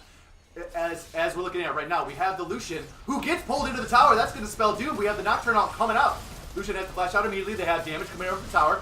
They're feeling it. Aether Fox gets killed by Cop, and they're still doing the extra damage. That gold lead is really showing right now. Airdrake is pushing them out from underneath the tower, and that's got to be completely demoralizing when you have a 2-for-0 after pulling in the enemy top laner from it. But we have Shoemaker gets dismounted. Scarl likes to take off and says, that's okay. I'm still here. I'm going to help you push this tower. And every hit on that tower is going to bring him one step closer to jumping back onto his bird. But other than that, Endo steps up just a little too close. Cup finds the Zenith Blade, bringing him back in there. Shoemaker going legendary. We got the fear going on to the Mundo. And the shutdown for the Kled. They are in a dangerous position with finding themselves very low health. They have no minions to go in there. It looks like Gulen trying to bring those Voidlings, but we're going to see a little bit of a lot of return damage. Double kill coming out. Shut down onto the Nocturne, going over to the Xayah, and that's not what you want to see if you're Airdrake. Yep. Definitely. They got caught behind the tower very low without any minions to tank it for them. And they stayed a little too long. Darth had respawn. He got those 2 kills. That's huge for him. A little bit of gold on your hyper carry. Oh, absolutely. Definitely helps them get back in a little bit. We'll have to see if it'll be enough. They're very far behind right now. Yeah, and that's the thing. You really don't want to see the situation when you are 4 or 5 at a tower. You pulled in their AD carry and they dive you and kill you and push you all back without dying. That is a very scary place to be in. And that's something that they're going to have to find even better fights than that. Not just under the tower, but they're going to have to find those advantages. They're going to have to set up some vision. They're going to have to set up the brushes so that way when Airdrake looks to go ward, that they find themselves in kill range. JSEF's going to have to, I think he needs to bring himself a little bit off the map. And he's going to have to move around and put himself in positions like we just see on that map with the pink ward, potentially sitting in a location that he can pull somebody and they're all waiting there to do some damage. So they're going to have to be very, very decisive with these next few fights, because if they end up giving over even just a couple more kills, this game is going to snowball to the point where they cannot come back from. Airdrake is just going to be far too powerful, which is like they're trying to do right here. They're going to try to force them to come fight us at the Baron. We're going to be right here. We look to take it. And they set up these brushes. They have the Kled ultimate. They notice that Skyrockets is there. Fails the flash over the wall. You never want to see that. Gulen gets the ultimate off, locking him in place. Shoemaker getting the damage off on there. Cop gets the ultimate, but gets called off by his team. That is good communication. Not tunnel visioning in to get those kills. Just pushing him back, allowing the Mundo to not be there. Which we see Shoemaker going to be sitting in that brush, zoning him off. If they come in to try to fight, he's going to start doing some damage. He might be sacrificing his life for this one. He turns into his little mode. They have the Nocturne ultimate come in. The extra damage is there. They decide to take this fight, turn off of Baron, pushing them back.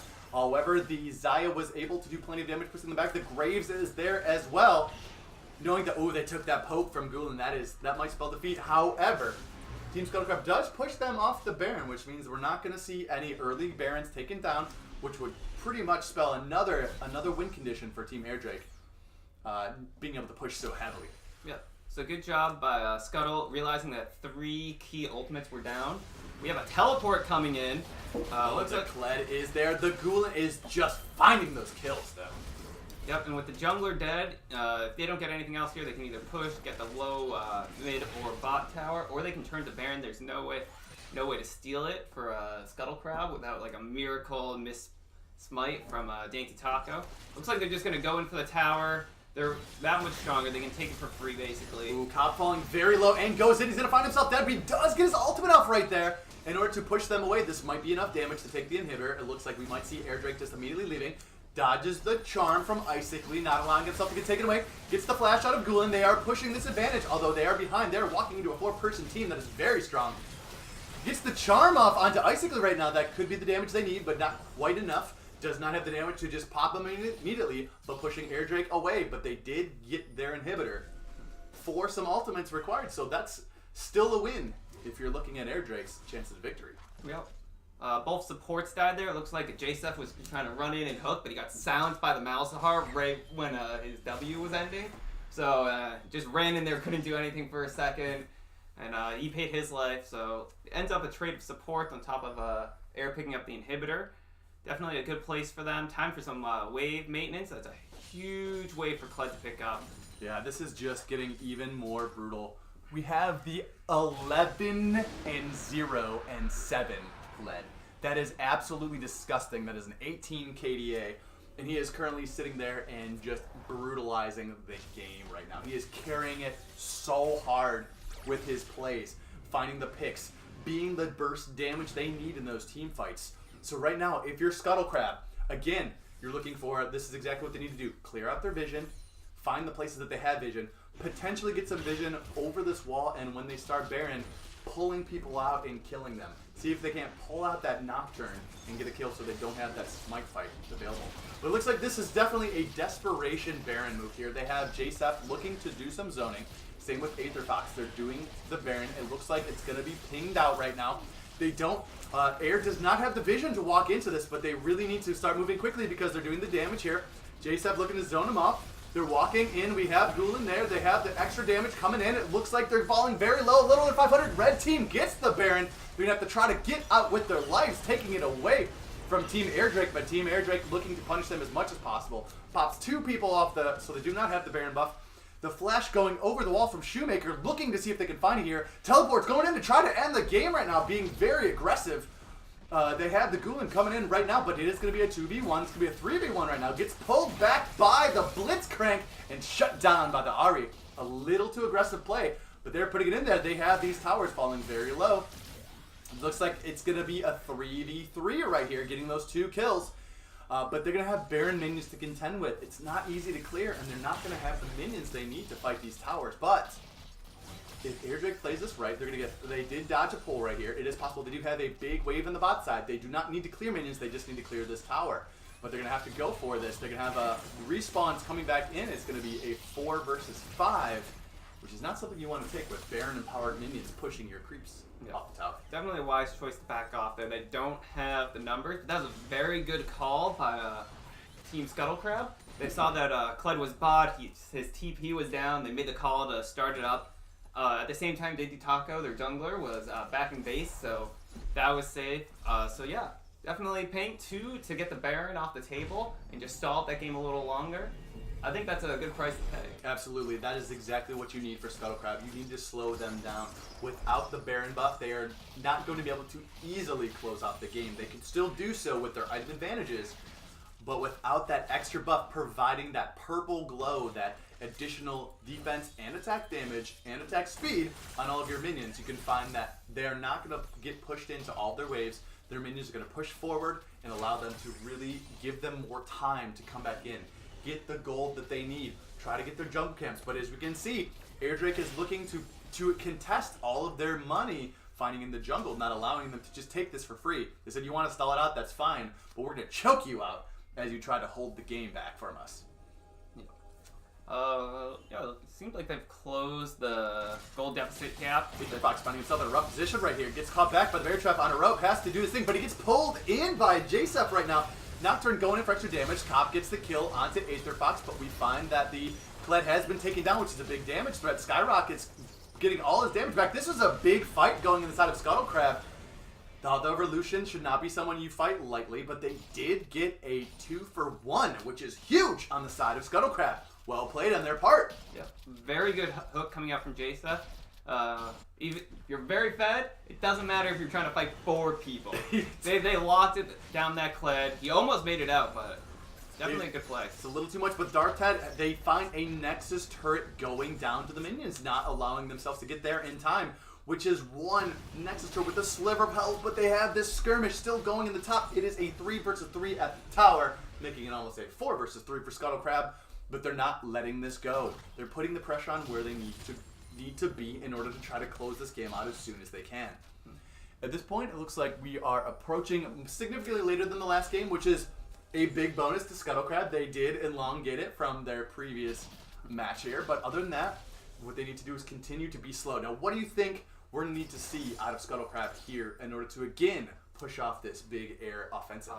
First thing is not face check a Malzahar, but probably just more picks from the Jaceth. If you can pick someone off, you can get that man advantage. So even if you're not at the item advantage, it sort of evens out the fight. Their inhibitor just respawns, so you don't need to constantly be in the mid lane. Ooh, Endo getting caught out though. They got the layered CC right now. Scuttle Crab going in, gets the pull onto Leona into the base. You don't want to see that. There's a lot of damage coming out to the front lane target here. Skyrocket's falling very low, but taking a little while to go down. But they're finding the damage onto Darktad. They find the damage onto Jaceth. They get the ace, which I think that is going to spell the end for this game. These death timers just being a little too far, a little too long, and Air Drake just a little too powerful. Yep, you just got caught out and forced the team fight. They have such power to engage coming from air. The Nocturne flies in, the Kled has his ult to get in, which gets everyone else in, and the Leona ult. That tower is really low. This is going to be the end of the game. It's going to be a 2-0 lead for Team Air. Unbelievable. Just coming in as the underdogs in this team, the lower seed. Getting these matches off, and just with the decisive calls and the team play and the draft going in their favor so far, they're looking unstoppable right now. How are Scuttle Crab going to come back from this deficit?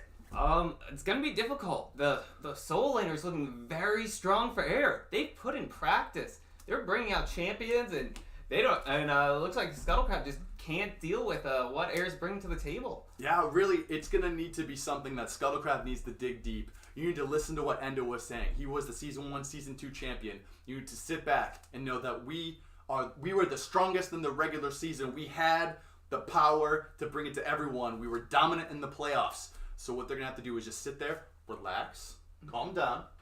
Note that they're going to need to make sure that their team does not tilt off this, that they come back in with some strong team fight presence and really take it to Air and not allow them to push them around, especially in that early game matchup.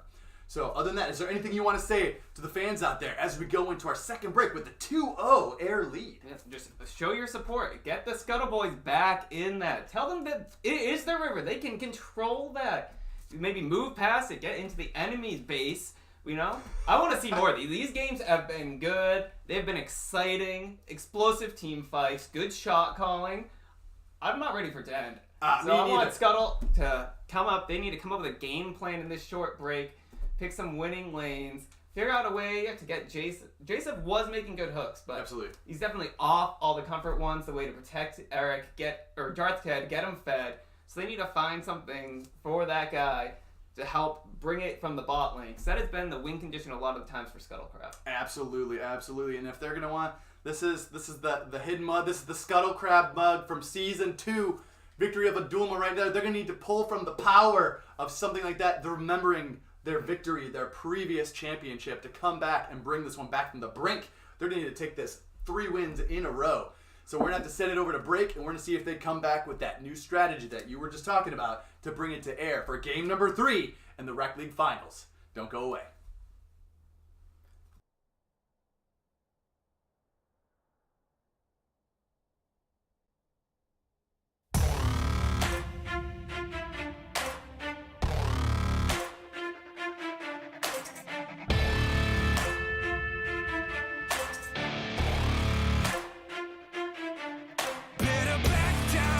You're in my domain, got the whole crowd screaming out our name. It's a blowout, it's a hurricane, it's over before you know it. While you're shaking, a dynasty in the making. We're the royalty, now we're breaking down the enemy. Move over. For the soldiers. Take a swing, I can take a hit. If we die, it's fine, we live for this. It's all for this. We're gonna stand on top with our hands in the sky. Gonna raise our cup to the stadium lights. For the glory, for the glory. We celebrate with the city tonight. Hear the hometown cheer, it's the ultimate high. For the glory, we do it for the glory.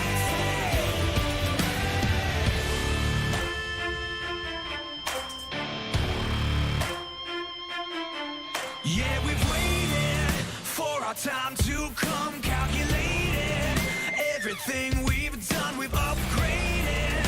Now you can't outrun a champion. Now you're facing one. Can you hear them? Yeah, it's all for us. You believe them?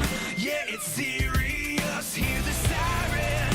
We're victorious. I'm telling you. Can I get a hell yeah? Take a swing, I can take a hit. If we die, it's fine, we live for this. It's all for this. We're gonna stand on top with our hands in the sky. Gonna raise our cup to the stadium lights. For the glory, for the glory. We celebrate with the city tonight. Hear the hometown cheer, it's the ultimate high. For the glory, we do it for the glory.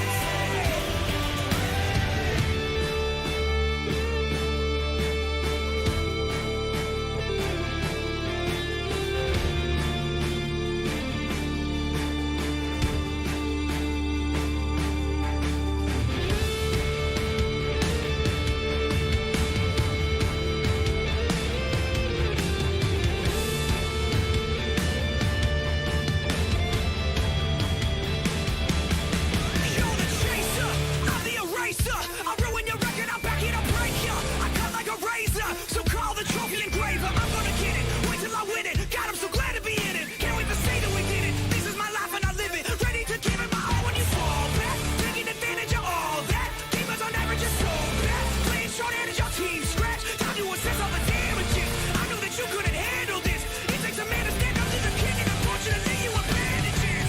We're gonna stand on top with our hands in the sky. Gonna raise our cup to the stadium lights. For the glory,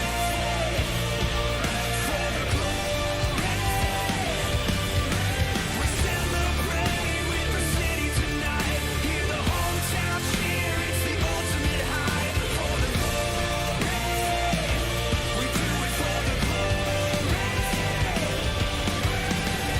This is what we do it. This is what we live for. We are top. We number one. Hands to the sky. Never back down. Never back down. You gotta know my name. You gotta know my name.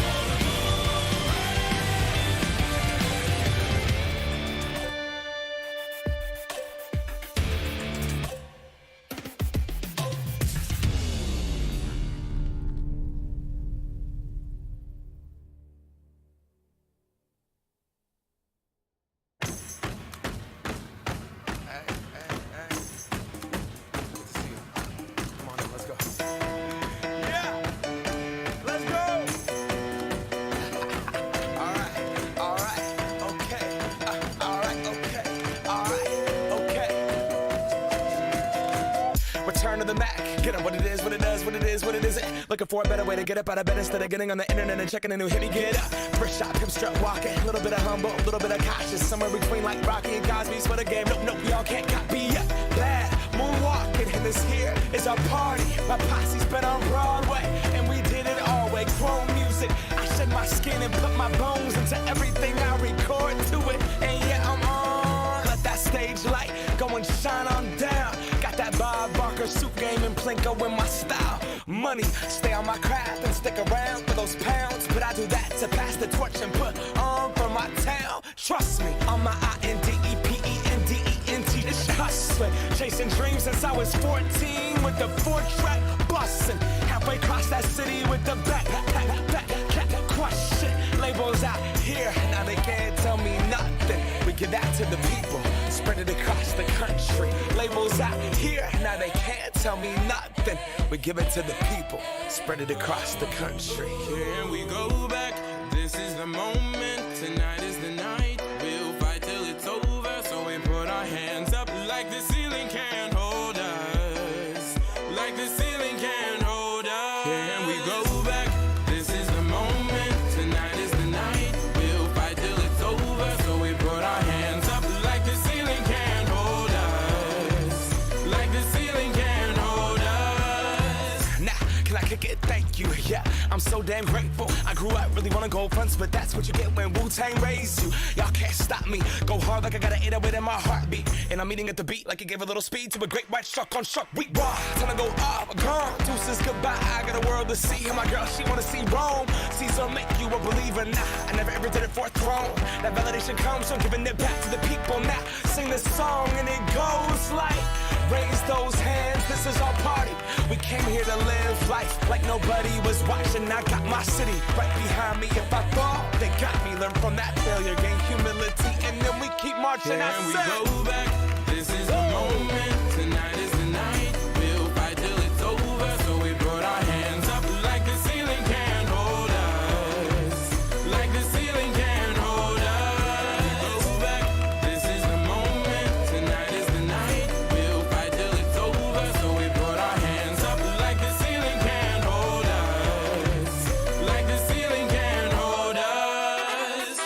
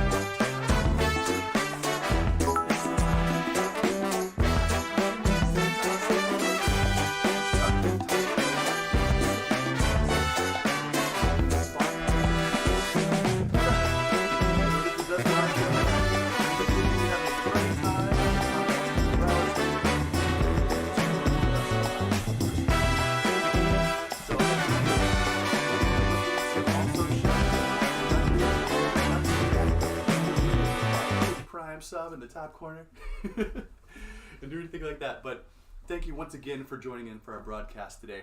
Do you have anything you'd like to say, Sandbox Talking with Garfunkel? He's usually much more well behaved than this. And that's okay. It is a Reckley day. Garfunkel is super hype as well, it seems. Preparing themselves for the final match of the day. Potentially, there's only one match of the day, which is the current 2-0 victory from Team Air versus Team Scuttle Crab. Do you have any other tricks that you'd like to do for us, Garfunkel? Agreed with that. Agreed with that. Thank you, Sandbox, for coming in and being a part of the halftime show that we have with the 2-0 current victory for Team Air. Thank you once again for requesting that coming out for our stream. So with that, I'm going to go and I'm going to bring in my co-caster for the next game. It's going to end up being Shadow of Old coming in, and let's dissect a little bit of what we just saw on that Game 2 victory from Team Air Drake, from Team Scuttle Crab. I'm happy to be back because that was a fun game to watch. You know, I didn't expect it to go quite that way. I'm not gonna lie. It looked like they picked a much earlier game comp, which obviously they went a much earlier game with it. But I thought that game had much more of an opportunity for Scuttle Crab to turtle it out and go late. But it looked to me like Scuttle Crab was just playing a little bit too aggressive, and they got punished for it time and time again. And that is true. They did try to take that game back a couple occasions, but it ended up furthering Team Air Drake's snowball victory that they had. I believe that Team Scuttle Crab perhaps did not have their share of Fig Newtons this game in order to pull themselves ahead. Fig Newtons path to victory, of course. But otherwise than that, what do you think we're going to see from Scuttle Crab in this third game, potentially final game of the series? They are at the backs against the wall, 0-2 for Scuttle Crab. What are they going to do to bring it back? It's hard to believe how we got here, but I think they need to play a bit earlier. They need to pick an early game AD carry. They need to. I like the Blitzcrank, but Air had the perfect response of the Leona Lucian lane. I mean, honestly, I like all their champions. I just think they need to not lose early, which is it's hard to say, and there's not really a better answer than that. It's just they need to not fall behind quite as badly. And that's true, and really what Air's been doing so well is pushing to that brink, pushing them away from getting that early game safety and that early game advantage. So they've really found out a great combination thus far. And otherwise, it's going to really take a lot of work for Scuttle Crab to not only come back from this mentally, for sure, which has got to be a blow. You know, you've been absolutely dominant all season. You had a 1-1 series with this team before in your regular season. You come back in, you get 2-0 immediately in this. So I mean, what if you were to say something to Scuttle Crab, what would be the thing that you bring up to them to let them know it's going to be okay? Who are they going to rally behind in this? I think you need to rally behind your AD carry, your bot lane. That's your strength. I mean, all of them have been playing well all season, but I think you need to rally around your strength, your bot lane. You need to just stay confident. You know you have the players. You know you can play the late game. You know you have played the early game in the past. You just you need to stay confident, but tone back the pointless aggression because it's getting punished every single time, and you can't keep falling these holes because you've shown you can't bounce back from them. Absolutely, and one person I do want to highlight on Team Air that I think did a lot more than potentially the scoreline said was Dainty Taco, allowing himself to be in those positions that he needed to be in to manipulate those fights when the Grave showed up. And using his ultimate to prevent a lot of aggression and prevent a lot of those counter attacks, I guess we'll say, coming back in, pushing them away, not knowing if he in fact was going to dive in with that ultimate ability. So well played in his part, and really causing Endo a lot of headache in the jungle this time around. I absolutely think he had a great game. All of Air Drake has been warding around his jungle very well to get him his camps and make sure they see when Endo comes for invades, and they collapse perfectly. I think they're playing like a team that's talking to each other, and they're doing it excellently. Yeah, absolutely.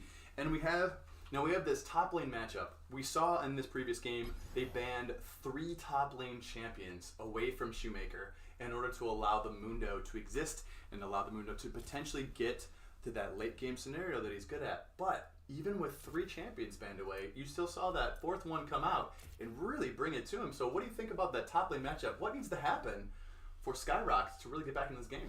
You know, I feel like it's another one of those situations with JSF where he has a really deep champion pool, and it's about supporting him. He needs jungle help. He needs an early gank. He needs maybe a camp. He needs help, clearly, because he's picking the champions he's comfortable on, and Shoemaker's picking champions he's comfortable playing against the Mundo into. And maybe he needs to drop the Mundo and go for the Garen, as you said earlier.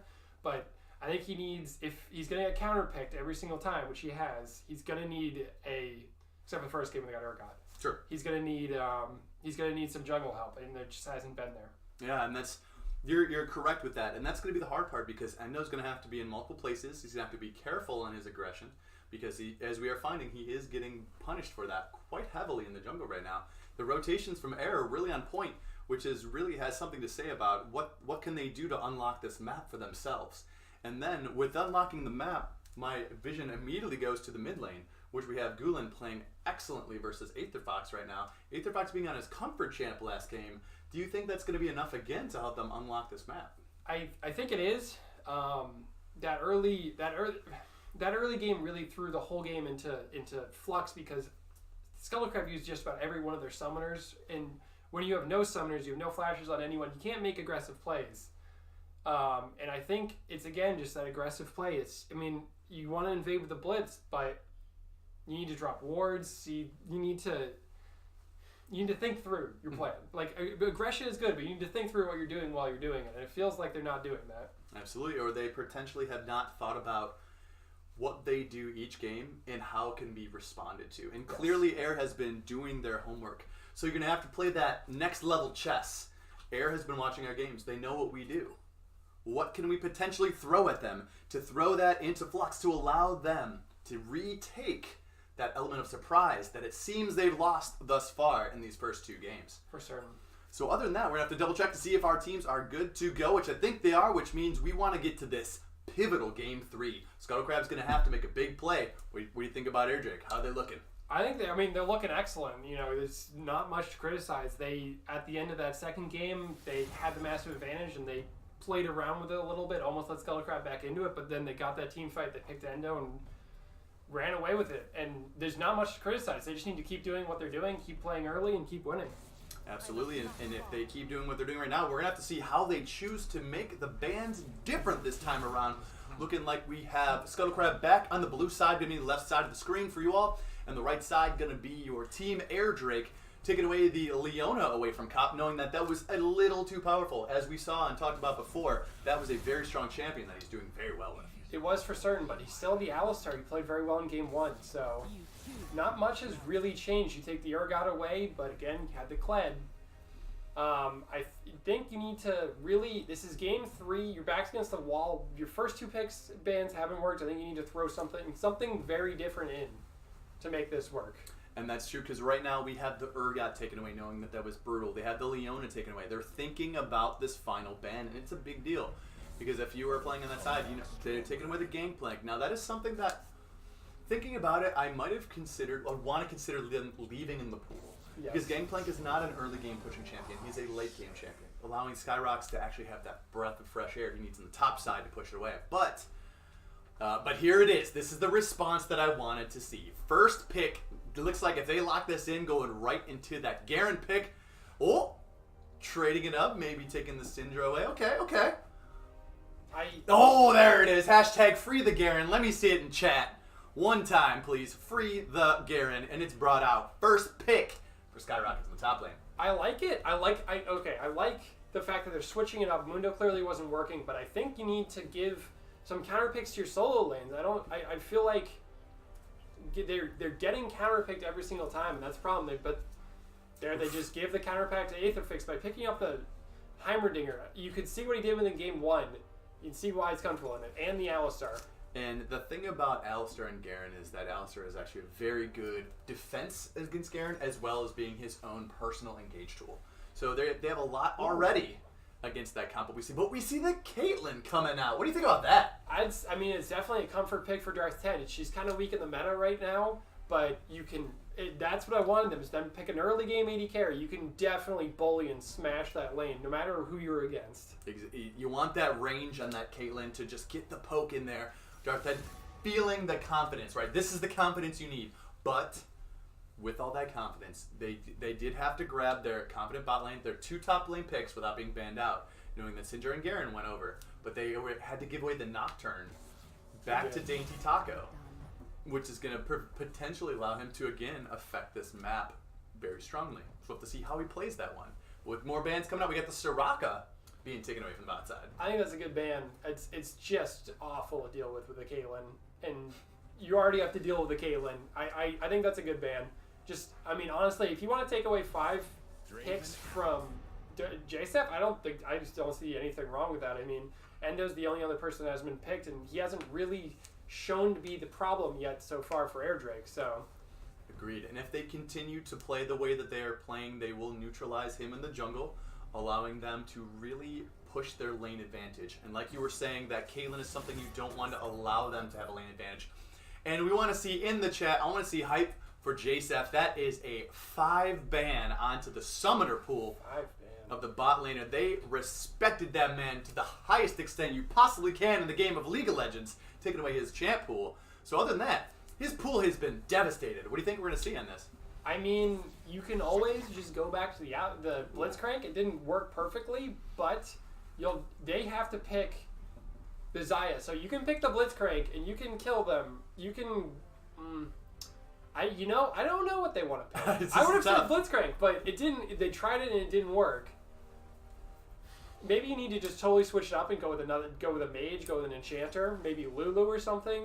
Take a really aggressively brutal bot lane and just smash the ranged support into melee support plus the Caitlyn into Xayah and just absolutely snowball this bot lane. So I think Lulu would be a good call. Yeah, I agree with you there. I think breaking out something a little different could be something that they really need to alter it, allowing them to already have domination with Caitlyn on the bot side, bringing her power to the lane, just giving her some extra support, allowing them to turn the tides. Lux is going to be something that they're going to do. It's kind of a control-y burst mage as well, which is going to give them some power. Like to see that, especially into Alistar. That's a great pick into an Alistar lane. Like, he's going to have to walk at you at some point in time, and when he does that, he can get bound up and burst it down. Yeah, it's an interesting call. It's risky, but JSF is... the Singed. Another very strong pick. Another bully in the top lane for Shoemaker. Yeah, this is something that is very unexpected as far as coming in, but seeing a Garen lane, when you pick a Singed into it, it feels bad for the Garen. He's going to be thrown all over the place. He's going to have to chase into it. There is still potential for Garen to do a lot of damage at the top. He kind of it's not great lane for Singed, honestly, because Singed, you kind of just, it's the same thing with Darius. The Garen can kind of just run at him. I feel like it's more of a skill matchup, but I don't really play either of those two champions personally. I like Endo on the Echo. I don't think he's a particularly strong jungler right now, but Endo has shown to make it work recently. And another damage source. This is going to be a very, very squishy team comp from Scuttle Crab. That is very true. They are lacking a big tank other than Garen, who can get pretty big. He can get pretty big and pretty hard to kill on the top side. They really have very little teamfight ultimates. They have a great pick comp. But they don't have a lot of team fight. And maybe that is the best call, is you just take your your burst mage and your assassin. You try to get picks off of the Lux Snare and the Caitlyn, and you don't have a team fight. You just pick. It's different from the first two games, and I think different is at this point a good call. You need to go different. You need to get picks. You need to get early game lead, because you can't let the snowball from air go the way it has been going. Yeah, and that's really true. It's really interesting. I know I want to comment. We know that Endo was very confident, like you said, on that Echo. I just want to bring out that he does say E is for Endo, E is for Echo. So he might be feeling that now. Normally he wants to bring some trickiness to the jungle pick there. And I think honestly this time, looking at Scuttle Crab's bot lane, I think you're right with what you were saying, that Caitlyn and Lux are going to have a significantly better time pushing in that lane, allowing them to get a lot of damage off quickly, because we know that Nocturne is not a great jungler for coming in and disrupting the lane pre-6, which means they're going to have a great time in the lane pre-6. Double range champions, double far range champions as well, with plenty of control if they try to come back in there. So I think This time they have a little more dominance. They have the Syndra, like we talked about in Game 1. Can push those Heimerdinger turrets all over the place. Pick them up with her W that pulls them to her as she can toss them. She can scatter the weak and get them out of lane. So I think there's a lot of opportunity for her to play, if she plays this correctly, could have a significantly harder time for Gulen to really make his mark on this game. And for clarity on the bot lane, an advantage for Scuttle Crab isn't necessarily going to be kills or anything like that. It's going to be a large CS lead, maybe kills if Air gets outplayed or makes a mistake. But it's going to be a large CS lead. It's going to look like a dead tower at hopefully the ideal is 7, 8, 9 minutes. Yeah. Then you bring that bot lane back up top. You do the exact same top lane. Then you go do it mid lane. That is what this team comp is trying to do. Is you get an early advantage with the bot lane matchup that you have. Then you rotate it around and you try to get picks with your assassin jungler, your burst mage mid, your 2 snares on your bot lane, and you try to snowball it from there, much like what Air Drake had been doing in the first 2 games. So I like that they just took everything they'd done to just threw it away and took 5 new champions. Exactly, and they are bringing some combat summoners in the bot lane too. You know, they want the Lux with the burst mage. You want Lux with the ignite coming out in order to do plenty of damage in that bot side. Really force them to get into those fights, to do the ignite damage, to do a lot of burst. Caitlyn has. They have the snare into trap combination, which follow as well as the slows that you can get out of Lux's abilities. So there's a lot of potential for that bot lane, like you said, and I really think we're correct in focusing on this bot lane to snowball. Because we have the Syndra matchup in the middle, that can go either way depending on how Aether Fox plays it. And we have that top lane matchup, which can be pretty volatile. We'll have to see exactly how it goes, to see which person plays it the most correct in order to get their advantage on the top side. If I were on either one of these teams, I think currently in the meta, Scuttle Crab is the better team comp. I think late game is hard to get to. You go an early game pick comp, that should get you there. And I agree. And right now we have both teams. They are loading on to the Rift. They have the KDA fans cheering them on as they go back in to see if we have any sort of level 1 again that causes a lot of problems. It looks like this time Scuttle Crab might be doing exactly the same sort of medicine that Air Drake gave them in game number 2. But it looks like Air Drake's not going to bite. They spread out as 5, just watch the entrances and don't get caught. That's exactly what they needed to do. Yes. They did not. They had 2 very positive games where they just went in and caused some issues, especially in game number 2 when they got that double kill off the bat, the 2-for-1 trade, including First Blood, which is a big deal. Darth Ted spotting out Icically, having a little dance in the river right there as both teams just kind of sit and think about their upcoming play. You got to be careful because Darth Ted on the Caitlyn pick has a slightly longer auto attack range, so would be able to fire onto Icically without Icically firing back.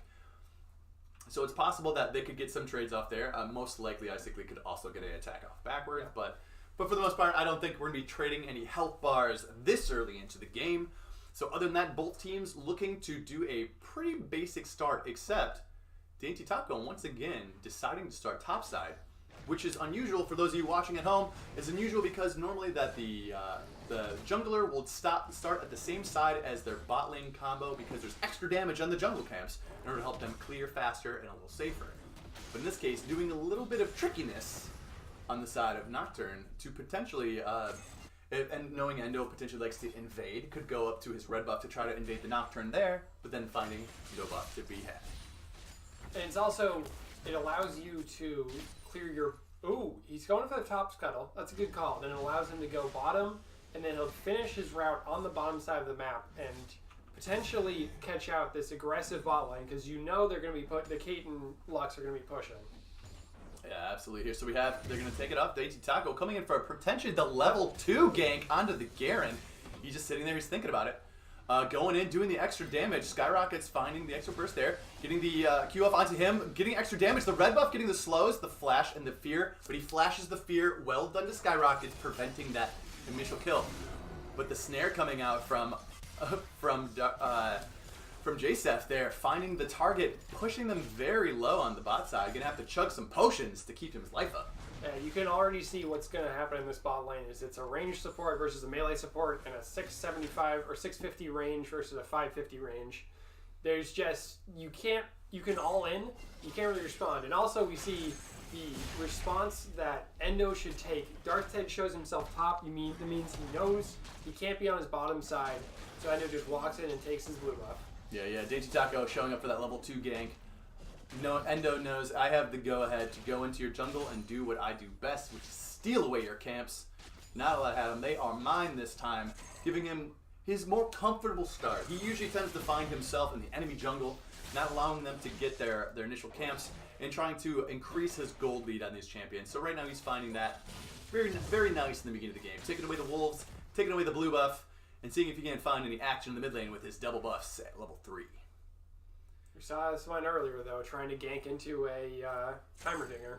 And this is going to be a difficult prospect here because they did spot out Dainty Taco on the ward, who's going to find his entire blue side of the jungle taken away. A little slow reaction time there, but then finds that the Gromp was actually not taken, so a little something for his trouble, but they do know where the Nocturne is, which means Skyrockets does not have to be afraid anymore of what's going on the top side. He does not, but he's already losing farm. Oh, he's actually up farm. He's staying clean, but he's already in a bad spot because he doesn't have teleport. It looks like Shoemaker actually went black, upgraded into the corrupting potion, and is already teleported back to lane. But yeah, Skyrockets might be an okay. I think he does still have teleport. He doesn't have flash. Yes. Okay, so he flashed away from the gank, but he still has teleport, so he's able to expend some of his health to get that CS if he needs it to. But Dainty Taco here going to be trying to get himself to 6 now as fast as possible. This is going to be a difficult time. He did get flung and did not get the decisive strike off onto Singe, preventing that extra damage. So Shoemaker playing this well in order to prevent that extra damage and potentially big chunk being taken out by the Garen combination, which is the decisive strike, silencing the target, following by that spin, that judgment, where he spins around and does that damage over time. Looking so nice with that double sword. It's got the God King Garen in the top lane. And there it is. So the decisive strike on the minion, potentially trying to just get that CS, got flung over. So he's going to find himself in a little difficulty right here, having to play on the back foot versus the Singe into that lane. yeah, he's always at threat of getting killed by either any roam from the mid laner or a jungle gank when he doesn't have his flash down. So he has to always play a little bit safe. Bot lane's going about as you'd expect. Caitlyn's up farm. There's some chip damage on the tower, but no deaths. Mid lane's going about as you'd expect. The Heimerdinger is just really, really aggressive. You can't really do much. Syndra's falling behind in farm. I'm not certain how that matchup goes, but it doesn't look great. Endo has been out jungling Dainty Taco so far. You had the better pathing after the level 2 gank. So I'd say all around is a pretty slow start. I think you really need to get maybe Endo pressured down here because you really need to get this bot lane snowballing to the point where, I mean, this is a good freeze from them. But you need to get this bot lane snowballing to the point where this Caitlyn can just start taking towers and just roam around and kill people. We're already up to 6 minutes, and there's been very little chip damage. But Endo is bottom, but they've got a pink ward, so they should be able to back off in time. Also, it looks like they're both only level 4 coming out right now from bot lane right now, so there's no ultimates available. They're going to be able to walk away with just a heal, and this wave is coming into them. This is Air is playing this very well. That's a visual bug. It is not actually shooting, just a throw. Looking good so far, but Syndra having to go back and gonna have to come back. Did take a barrier on Syndra versus the Heimerdinger, kind of respecting the burst damage that came up from Ghoul last time. But we get the combo going, and the first blood coming out with the ignite onto the Alistar. That is a very big deal going on to the Caitlyn. That is something you need to see if you're a Scuttle Crowd fan. You need to see this bot lane start snowballing. They need to take this tower and start roaming around. And here the Garen getting a great trade-off onto Singed right now. The damage starting to ramp up. I'm not sure. Let's see. Is he maxing his Q or is he maxing his E? Looks like he's maxing his E. Is that 3 SE over there? Yes. So he's got a maxing of Judgment, which is you can see the damage right there. But unfortunately, the Singed will be able to do a lot of trade backs. So this is going to be, again, it's going to be very close. And once Garen gets to that 6 point, he's going to try to go for that all-in. But it looks like Singed is pushing this lane in, preventing him from making the all-in. The being jumped out on the Judgment, but he is taking that poison damage, ticking away on him right now. Singed uses his ult there in the last team fight just to stay the last skirmish just to stay healthy and keep trading. It's really going to be a lane of who has more health regen between the two of them. These flash misses Going in for the all-in right now onto Gulen. He flashes the extra damage coming out from Aether Fox, but that was ultimately a very good he missed. If he would have got the flash there, I think it would have been a significantly different fight. But these Aether Fox not being afraid to make the plays, and that's something you want to see when you're trying to come from behind. For certain, but double summoner for single summoner, both mid laners use their ults, but ooh, there's a fight almost killing him. Oh, with the Nocturne! The Nocturne turnaround. Let's see if he has the damage.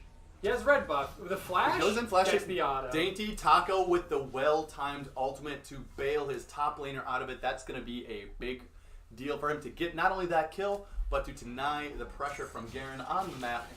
Singe is going to push that right in there, but Endo, once again with the great reaction, seeing Dainty Taco in the top side says, I know exactly your timer on the blue buff. I'm coming. But the bot laner for Team Air says, we know all about your schemes. They're going to try to take it. Oh, the reset. But they're on the Infernal Drake, and that's just far more important. If they can get the Infernal, well, he doesn't have Smite. They should know he doesn't have Smite anymore, which is a little bit risky, but and it's a 3 traps out there. so. They're going to have to take a lot of damage. They're gonna. I think they're just going to let it. Yep, just going to let it go. Cop misses the combo, unfortunately. Moving in. Let's see, they might force some flashes out here, or at least some mobility skills. But Alistair falling very low, gets lasered out by the Lux on J-Steph.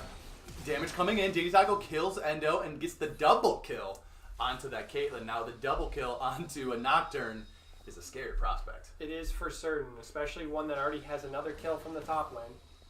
And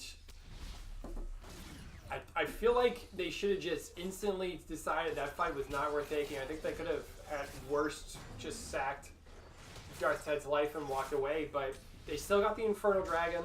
If you pick an early game team comp that against a team comp that scales better, early dragons, especially Infernal Dragons, are great. It's a great binding by JSF, but nothing really from it. Yeah, just showing that he can do it. Saying, hey, you know what? That's fine. Look what I can do. I'm going to come get you in a bit. More bindings coming out, not allowing him to go back, which is excellent work. I think Icically being not respecting that range and the... But there's a teleport coming behind him. Gets the double flash with the laser coming out. Gets the kill. Oh, no.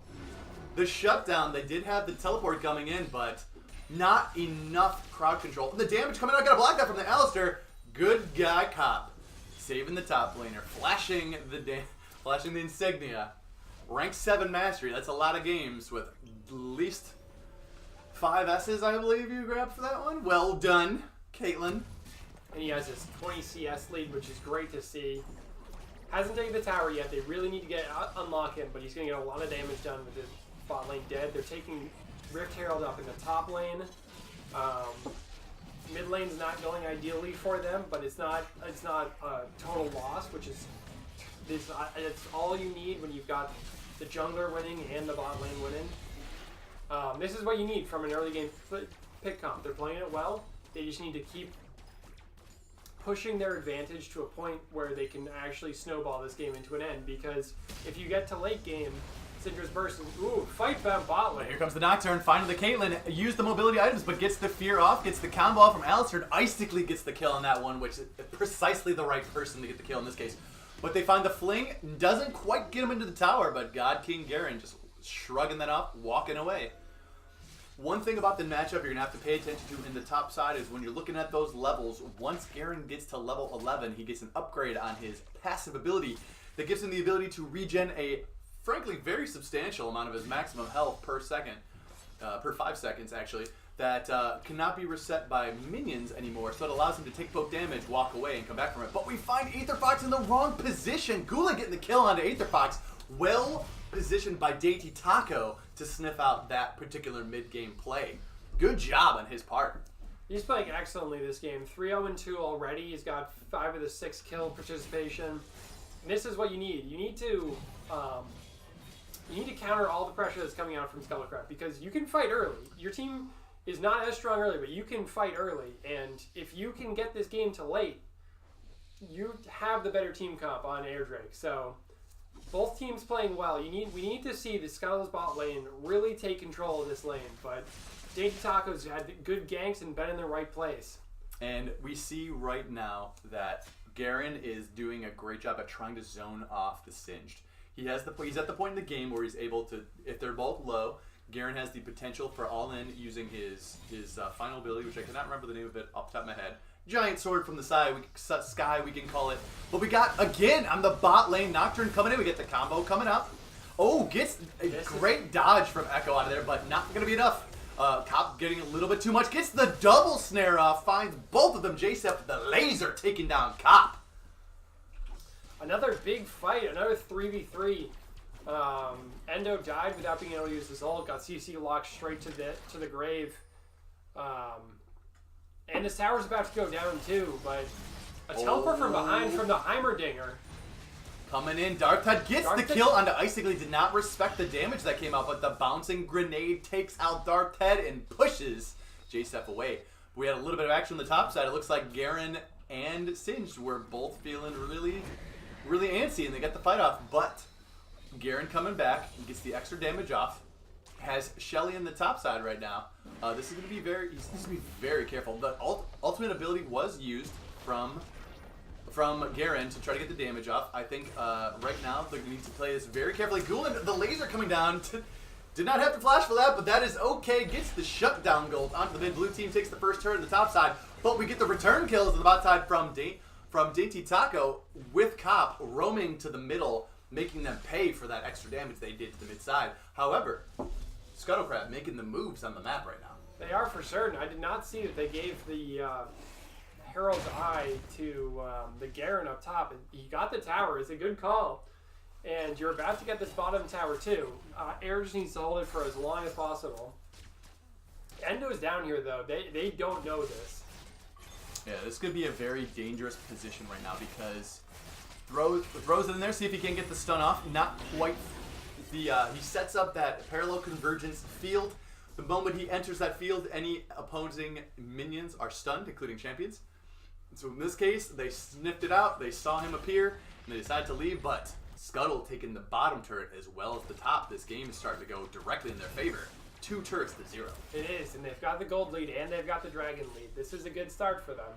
And the second Infernal Drake spawns for potentially for Scuttlecrab to take. If they get 2 Infernals, that is a large amount of gold in their pockets based on pure fighting power, which is exactly what they want to push this game in their favor. Yeah, 8% each dragon. They currently have 8%. They're about to be 16% if they win this. But, Gulen uses the bouncing grenade early. Oh, but otherwise we're getting the Nocturne out coming in. J-Sep gets the kill onto Gulen right now. They're going to push them back. They have their Garen there. Cop falling very low. Icicle does get the kill into Dark's head. And Endo gets out with a sliver of health, but Demacian Justice comes and takes down Shoemaker, pushing them all away. Overall, a 3-for-1. That was a really, really close team fight. Both teams were a little bit scattered, but it looked like Scuttlecrab was just a little bit more together in their team fight. Kind of seemed like a bit of a split call for Air Drake, and you had 3 kills and another Infernal Dragon. That's 16% attack damage and ability power. Once you get some more items, that's basically another item. Yeah, which is something that is going to give them an insane amount of power when otherwise would be unexpected. This is one of those things that in the league, if you're not cognizant of the dragons and what they do to the enemy team, if you try to take a team fight when you are not prepared to deal with that extra damage, you're going to find a world of hurt waiting for you. That's what you're looking for when your team does not scale as well as the other team. You get the early lead, which lets you things like 2 Infernal Dragons, and you can use that to finish against a team comp that is supposed to be stronger than you later. So this is a great start from a Scuttlecrab team that's down 0-2. And what you see over top of that Nocturne there is that Demacian Lion that's sitting there, knowing that he is the villain on the enemy team. But we do get a pause coming out right now. We'll have to check on to see what that pause is going at the moment, see what's going on there. But otherwise, where are we at right here? We have a 9-10. Scuttlecrab is behind in kills, but they have 2 dragons and 2 turrets. So clearly, the kills aren't making the difference in the game. They are not rotating. They've got the gold lead. Scuttlecrab's up to 2.1k gold right now. They've got pressure in both side lanes, which is a big deal.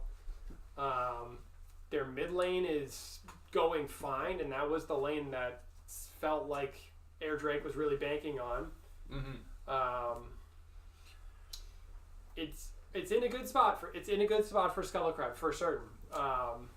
What I think they need to do now is they need to move their mid lane. They need to move their bot lane into the mid lane, take that mid lane tower. Mm-hmm. They need to... the problem is Cinder doesn't really want to be in the bot lane, and Heimer can be. But... And that's true. And what we're really going to do here is we're going to bring it back to us for just a moment while they're trying to get things sorted out. So I'm going to take this opportunity to say this is a good time to go run to your pantry. Pull the most tasty snack you can possibly find in there. And I don't know about you, but the most tasty snack that I can currently find and that I know it exists in the world is Fig Newtons. And thank you, Fig Newtons, for existing to helping us fuel this battle on the Rift. You can't really go wrong with there really is no better sandwich cookie. You've got the delicious filling, got good nutrients. It's an all-around winner. You're right, and it really provides the fuel needed in order to take this game one step further. Really, is what it comes down to. So otherwise, we have this titanic matchup. We have Scuttlecrab clawing their way back from the jaws of defeat in game number 3 with this great play so far. So what do you think we need to see from Scuttlecrab to continue this snowball, to continue this forward momentum, to pull this game back into their lead, to keep it in their lead, to pull it back from the brink of the final defeat of finals? They're not going to let it though. What we need to see. They need to move their pick champions into the mid lane. Keep their Syndra, their bot lane together. Have Echo coming back out of the pause.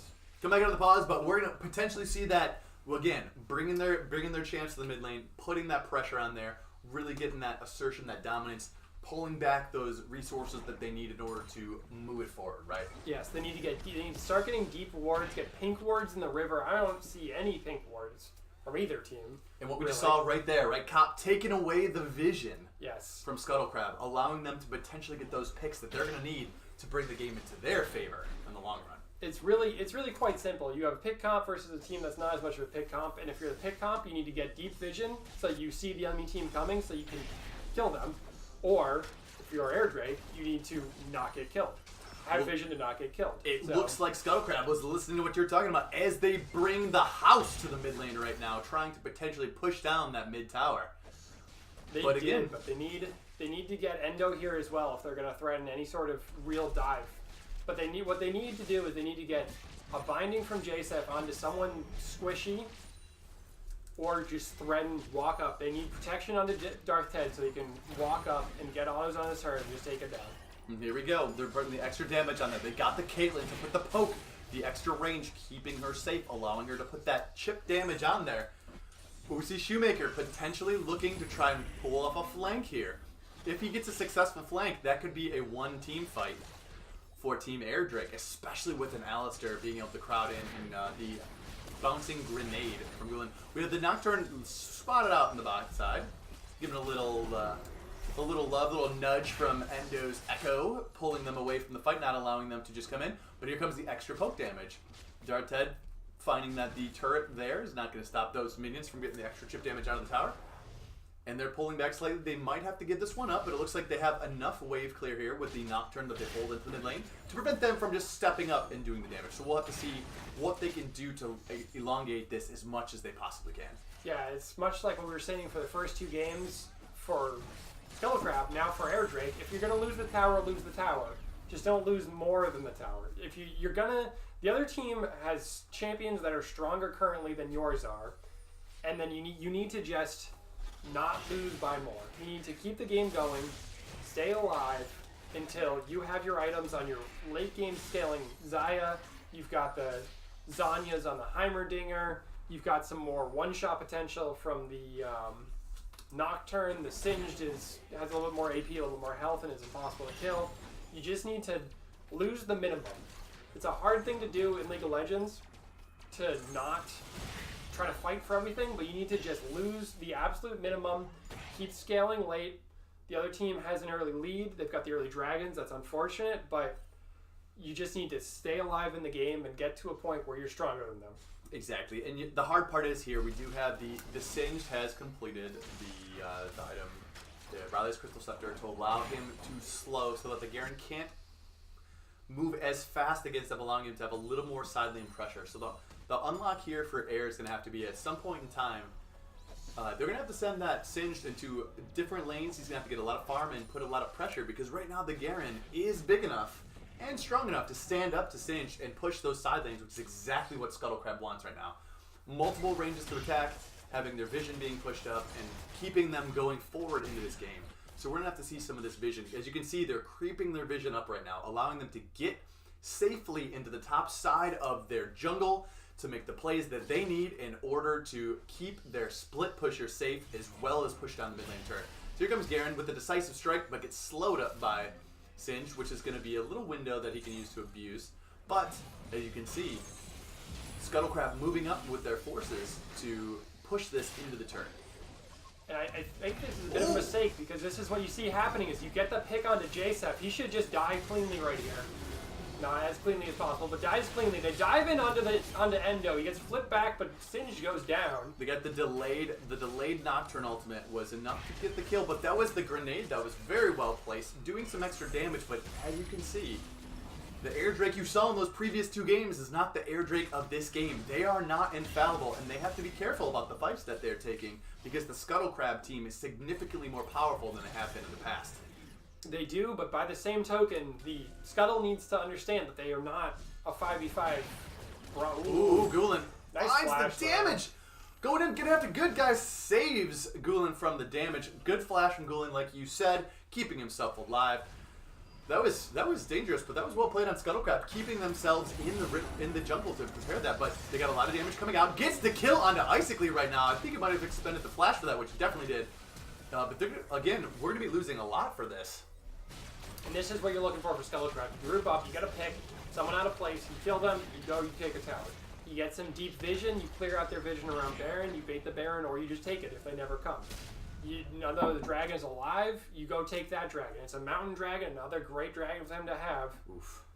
That is definitely a great dragon. It's the extra damage coming out to objectives, the Baron, future dragons, and towers, next turrets, anything that they're going to be attacking on the enemy team's base is going to be huge.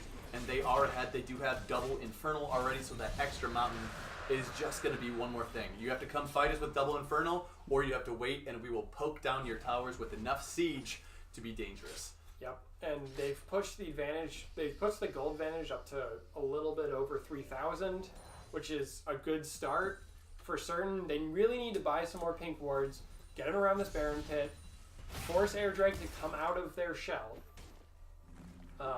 Their little turtle Scuttlecrab shell that they're attempting to build, and if they push too far up, get a kill, and if they don't, take the Baron. And then with a Baron and a Caitlyn and a Lux, and a Syndra, you should have enough siege and pick to be able to take anything you want for the most part. Yeah, and they're performing it well. Again, there's a lot of confidence coming out. They have a lot of wave clear. It's going to be very hard for this Air Drake comp to really come in. Good job, Icically, seeing that blue ward right in front of his face.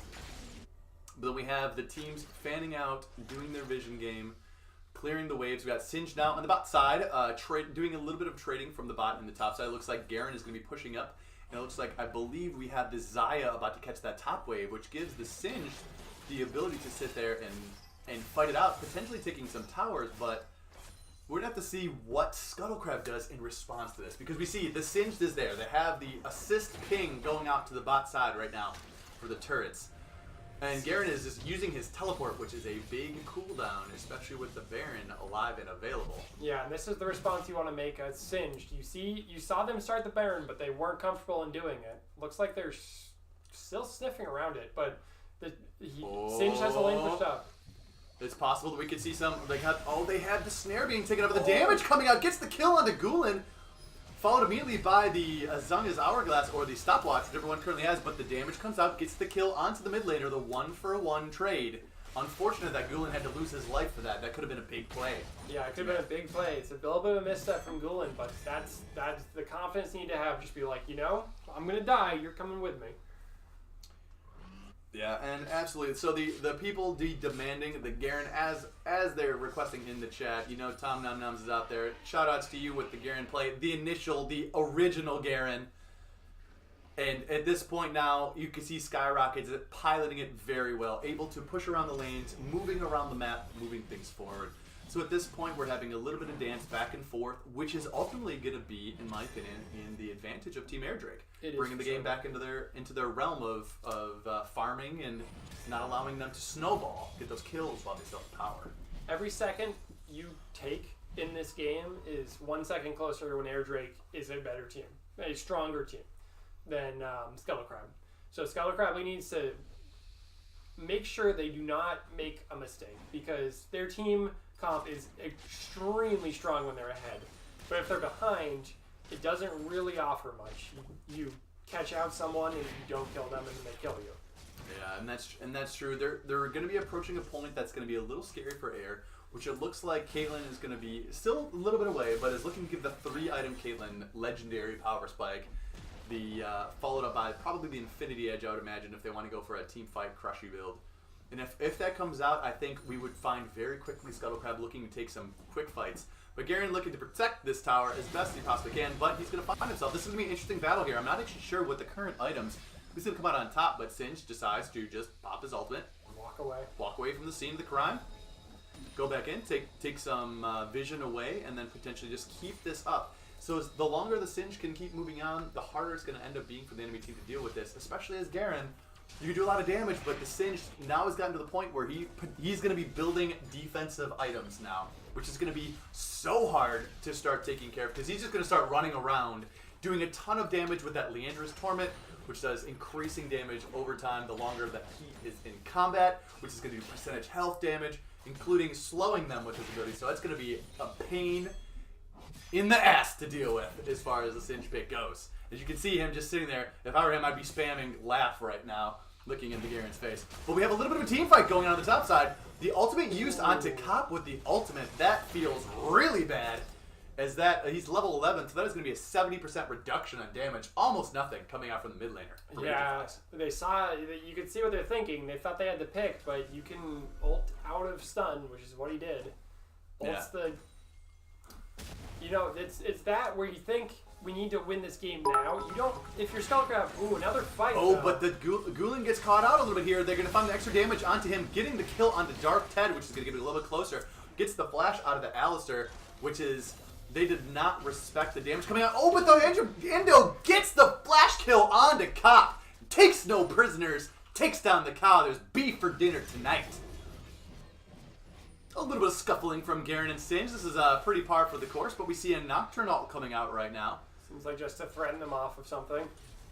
Potentially going to try to protect themselves, but they're going to have a 2 versus 4 in the mid lane here, and this is exactly what Scuttle Crab needs to do. They're exerting their force, they call back their top laner, and they're going to push them in. If Icically gets a kill onto this one, it's going to be very difficult times for them to come back right now. But we have the shutdown going on to Nocturne. We have the 2 versus 4. The laser comes out, gets dodged out from Icically, pulls back the feathers, but it's not enough to root the target. They are just too powerful right now to push them back, and that's going to be an inhibitor for Team Scuttle Crab. That's great to see. Oh, but a Gulin comes up. Damage. Wow, with that grenade, hits him out. But Skyrocket says, I will give my life, not only for Demacia, but for this inhibitor. Oh, the last hit. That was a decisive strike if I ever saw one. Press F in chat for Garen. Absolutely. F for respects for Garen in chat. Fantastic work. Just getting that large boost to the mid lane is going to allow them to unlock not only the side lanes, but potentially that Baron pressure. Tell me more about that, Shadow of Old. So, right now, Scuttle Crab needs... they're going to start the Baron right up. That's a bold choice, but you've got the Heimer turrets. This is something that Scuttle Crab cannot allow to have happen. This is just one more tool that they can use to stall this game out, but I don't know what they can do. Endo's not even spawned yet. He's just spawned right now. They've got their jungler Dainty Taco there. This feels like this should just be Air Drake, and this is the exact response. You lose your inhibitor, the other team has to back off. Oh, that was close. The Lux laser coming in, the Lucent Singularity going in, but they find that Dark Ted has come too close to try to steal it. You are not allowed to come take our Baron. We take that and your life. This is a huge power play for Air to come back with these Baron-empowered minions. Perfect response from Air Drake. And they're going to go walk down and potentially take the Infernal Dragon that's down there.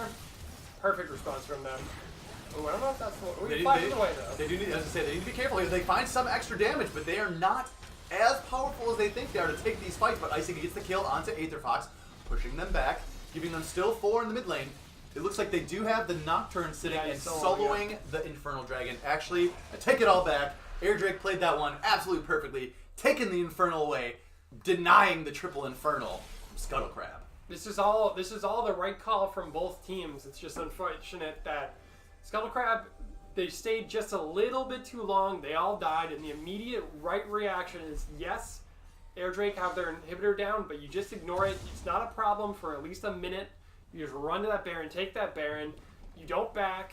You don't waste any time on the Baron. You stay and fight. After that, you get another kill because the other team is antsy and they want to get the Baron off of you. Then you go and you take the Infernal Dragon. This is a great response from Airdrake and a big problem for Scuttle Crab, because if this game gets towards even, the fights will be much harder to win, and they'll need to rely essentially on Airdrake making a mistake, and you can't count on that. Exactly, and as you were saying, as it not only gets even, but as it gets later, the Singed will get even more defensive items, and the Garen will no longer be able to match. The Singed could just walk literally behind the Garen and just push all the ways in, allowing the Garen to not even be able to fight him. There could be a lot of action there. So, as you can see, Garen is grouping up for the team fights right now. It looks like Scuttle has tried to change the way that they're approaching this fight, so they can try to use their power to not only they might lose their second turn of the game. Bomb. That's a lot of damage. Icing gets the kill on the Darth Head. That's the go-ahead button. They're going to be pushing these towers, and this is going to be a lot of motion for Team Airdrake. Another great bomb. He's going to die before he can ult. Shoemaker tosses Endo into the team. It is now a 3 versus 5. They need to be careful here. Gets the kill onto Aether Fox. They are cleaning up right now. 3 dead. Taking down, they still have Baron empowered minions. If they play this right, they might even feel the end of the game here if they just keep pushing. If we saw anything from game number 1. They absolutely could. I think it's a risky maneuver, but they don't seem to care. They're still pushing. They're going to get at least an inhibitor. Spawn timers are too long for anyone to react. I don't think they can win, but they might try it. Yeah, you're right. They have 7 seconds left on the Dark Head. I don't think they're going to try to push for the end of the game. They just found all of this extra benefit. They just brought it back to parity. They send Singe to the bot side. Let's take that turret too. We're taking this one. We're taking that one. They're getting that extra gold in their pockets. Bring it back to less than 1,000 gold. This is a death brush coming up right here, my friends. Oh, see, no mercy. I don't know if it's going to work. You could just have no one walk into it, but no mercy. You smell blood in the water as Airdrake. You push that advantage as hard as physically possible. Yeah, as you can see, there are those 4 little bars indicating that there are pink wards in this brush. If anyone decides to even this is up, press F for respects to Endo. Goodbye, my friend. Gets flinged back into the thing. There he goes. Ultimate's away. Might be the best target for Team Scuttle Crab to actually go in there and get caught by that face check. Didn't get the perfect. It's hard to do, but didn't get that perfect CC chain down onto him. Allowed him to ult. Yeah, it was close. If they would have waited a couple more seconds and grabbed the Lux, that would have been a for sure kill. But the mobility from Echo, using his time rewind, his chrono break to go back in time to prevent himself from taking all that damage. Well played by Endo to escape that deadly death brush. Yep, and now they can just reset. They've got matching super minions in mid lane. Actually, their inhibitor is about to come up soon because you can see now it is back up. You can see that cannon minion in the mid lane. So now they've got the mid lane advantage. They've brought the turrets back to 5-5. The gold lead is in their favor. They're up 3,000. They've got the kill lead. They're still down dragons, but they're at the point where they've got that 3+ item Xayah, and 3+ item Xayah just smashes. It's going to be disgusting. As you can see, the amount of damage that champion can put out. That was just the taste onto the jungle minions. Just imagine when all that goes out to the entire team if they pull these team fights into it. So right now, Scuttle Crab needs to buckle down. They need to find some extra picks. They have a lot of damage to put out. But if they're going to take these 5 versus 5 team fights, they need to make sure it's decisive, that they get the correct crowd control before they take it, and don't get picks like we could see here. As we see, this Singe has a lot of items, and that Garen is definitely caught out. That tower is not going to protect him from all this damage coming out. Damn it, the Singe just is ignoring that tower. Running this is a 4-on-1. It's just that's the problem you have when you pick a pick comp is who's going to kill that Singed. He just gets tickled by everyone at this point in the game. And that's what you saw. You saw him just running around the tower. If I were, again, probably spamming laugh if anyone knows Singed well. And just moving in that direction. That was very decisive. Taking away the Garen. allowing them to know that you don't get to split push anymore. If you're up there without any vision, we're going to come take it away from you. Oh, I see getting caught right now. This is the go button. Oh, but he gets the ult off. Oh, the damage coming out there. This could be it. The Nocturne holding onto his ultimate, gets the kill onto Aetherfox for the killing spree, gets the flash. Oh, but our Ted goes down. This is a big deal. That is a 3-4-0 right now? 3-0? Yeah, Garen's about to come up soon, but both towers dead. Heimerdinger is pushing bot. Endo can't do anything about that. They're just calling everyone in. They're calling everyone in to end it right now. I think Gulen might have put himself in a different position, but Skyrockets cannot find the damage. They got all 5 of them in the mid lane. They are pushing down the Nexus turrets. It's getting down to the final moments here. Will they push forward? Are they gonna take one Nexus turret and go home? I don't think so. It looks like they are preparing themselves for the final go. But they get the laser to Dainty Taco's face, gets the Demacian Justice. However, the Guardian Angel brings him back to life. A lot of poke damage going on to J-Step, calling forth the Zhonya's Hourglass, spinning to win as best he can, but J-Step going so low. Cop does not have the damage for the flash. Blue turret taken down, giving the cow up to B for the other team. That was so very close, but they ended up not communicating just enough to get the kills they needed to finish the game off. Pushing it back for a little more time. Shadow, staying alive. Air had a little bit of a split call. They weren't sure if they wanted sick KDA stats or if they wanted to end the game, so they kind of did both. And now it's what do you do as Scuttle Crab? Because you have a 4v5 for about 20 more seconds on the map, another 15 to 30 before he gets off. You need to make something happen. This is a good start. Go for the Elder Dragon, draw them into you, force them to face check you with no vision. It's a good bomb. This is a good one. That was an excellent bomb. They're finding a lot of extra damage. Icicle is unstoppable, getting the kill onto Aetherfox. The Elder Drake falling very low. Blue team takes the Elder Dragon here. This is going to be a lot of extra damage. Demacian Justice takes down the Nocturne. Skyrocket's looking to get out of there. Icicle gets the final kill onto it. Feathers flying, pulling him back. Endo trying to do the extra damage, but gets the kill onto Icicle, potentially pushing that game for a little bit farther. Well done, played on Exo. Endo getting the Elder Dragon kill and getting the kill onto AD carry for Team Air. That play absolutely just saved the game, I would say, right there. I think they have a very real possibility of losing that game if he doesn't get that play. Yeah, 100% agreed. That Elder Dragon take plus the kill onto Icicle there was what they needed in order to survive. So at this point in time, this game is going very much back and forth. Alistair, no. They are just ruthless on the Scuttle Crab, pushing them back out to get the hell out of the river. And they give the goal to the support. Oh, big plays on the support. I'm sure at this point in time, Shoemaker is so rich it does not matter. He has most of his items completed. Except for pink wards.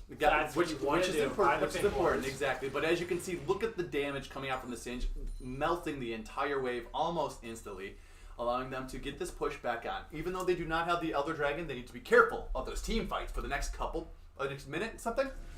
Minute 30, I think it is, for the first Elder Dragon. It goes to 5 minutes in the second one.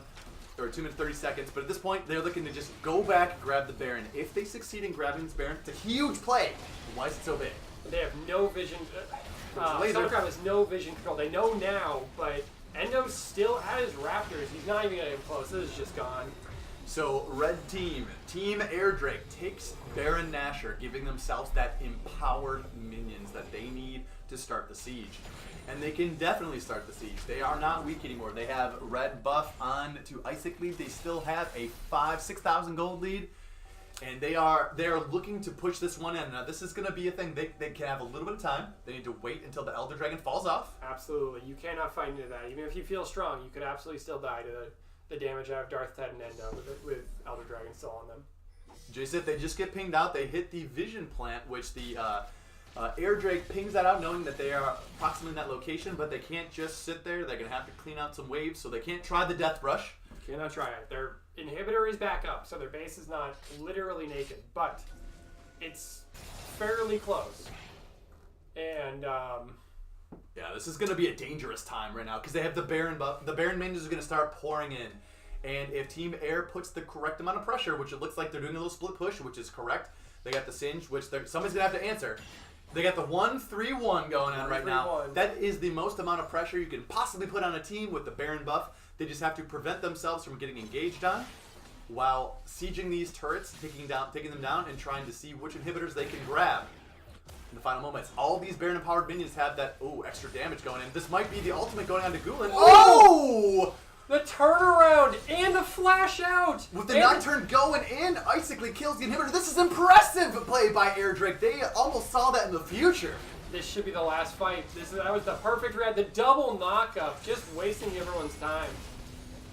And they have Cop just sitting there, taking the extra damage. Garen spinning and spinning, but gets killed by Skyrockets. The beef goes down, but Dark Head Endo falls too. This is looking like it is a 4 versus 2. The damage is still there from Dark Head. They're going to need to take him out to finish this game up. Goes with the Guardian Angel, but the game going down onto the Nexus. And that's it. Team Air Drake are your Rekt League Season 3 champions. Press F in chat for Scuttle Crab. We're sorry to see you go. That was well played. This game so close. Well, wow, Team Air Drake taking it back. Shadowbolt, what do we see in the end game there? What a series. I mean, sure it only went 3 games, but what a series. That end game was that play by Gulen. You think you have him picked. You've got the Kaelin ult onto him. You've got the damage from the Syndra, and he just literally 2 shots the Syndra. I suppose 3 shots if you count Aerie. Hits him with the grenade, hits him with the rockets, and then hits him with the Aerie. He just dies without even Zhonya's. It doesn't even expect it. And then you're in a 4v5 with a naked Nexus. What are you going to do? It's just game. And that was it. They had the Baron empowered minions that were impossible to clear for them. They had the 4 versus 5. They had Gulen, who played that final moment absolutely perfectly. You could not have done a better way to do all of your damage, dodge literally all of their damage. Yeah. It all came in. That was impressive work. Got to give Air Drake credit. They did their homework. They scouted out their opponents. They allowed them to think that they were the upper-handed ones, but they were not. They put them in the dirt with the 3-0 victory. So at this point in time, we're going to have to look to see what do we got as far as some interviews for us. We're going to have to grab them in the cast to see if we can't do that. I have to figure out how to do that yet. We're going to see if we can't grab a couple people. We might have to get a little bit of different technology, putting ourselves into the correct rooms. But let's just bring it up. Game number 3, Scuttle Crab came out looking so strong in the beginning. They did. Can you recount a little bit of what they did to bring it to that point? Well, they took everything they had done and they decided they had lost 2 games already, and they threw it all out. And I think that was the right choice. You need to go. You needed to win early. It's clearly what was shown is they needed to win that game. They needed to win early, and they did. But they stayed a little bit too late on the inhibitor. They got it, but you should have gotten the tower. I mean, hindsight's 20/20, but in an ideal world, they get that tower, they back out, they don't all die. They all die, which allows Air Drake to get Baron, and once Air Drake has Baron, they've gotten the gold. They've gotten the gold to even, and it's once your gold's even as a pick comp that late in the game against a hyperscaling AD carry, it's tough sledding. Really, that is a difficult one, and you're absolutely right. It was one of those things where you're looking at the game, you see Scuttle Crab really taking it to them and going, okay, they're in control of this one. You've seen them close out games. You've seen them apply that metagame strategy that is so successful in a regular season. They had an amazing regular season, only losing once on their primary roster, which you saw here today, which is very impressive from Scuttle Crab. So really, we were expecting them to come in and really push them out. But Team Air Drake came with a vigor, with a power that it had to be the speech, right? It had to be that speech. Icily came out and just the troops were energized. They were powered up. They had the delicious Fig Newtons flowing through their veins. And it was a fun series to watch for all around because there was no one true hyper carry throughout the entire on both teams. Really, all 10 players made plays that were critical for the game, and it was even though it only won 3 games, it was fun to watch. Absolutely. So what we're gonna do now is we're gonna look to grab the team. We're gonna get onto Discord. We're gonna make sure we're gonna talk through it. It's gonna be great. Right now, let's see. Let's go over one more time. Do we have them all in chat now? We get to join theirs. Oh, are they all good? Okay. Are they waiting for us? I hope so.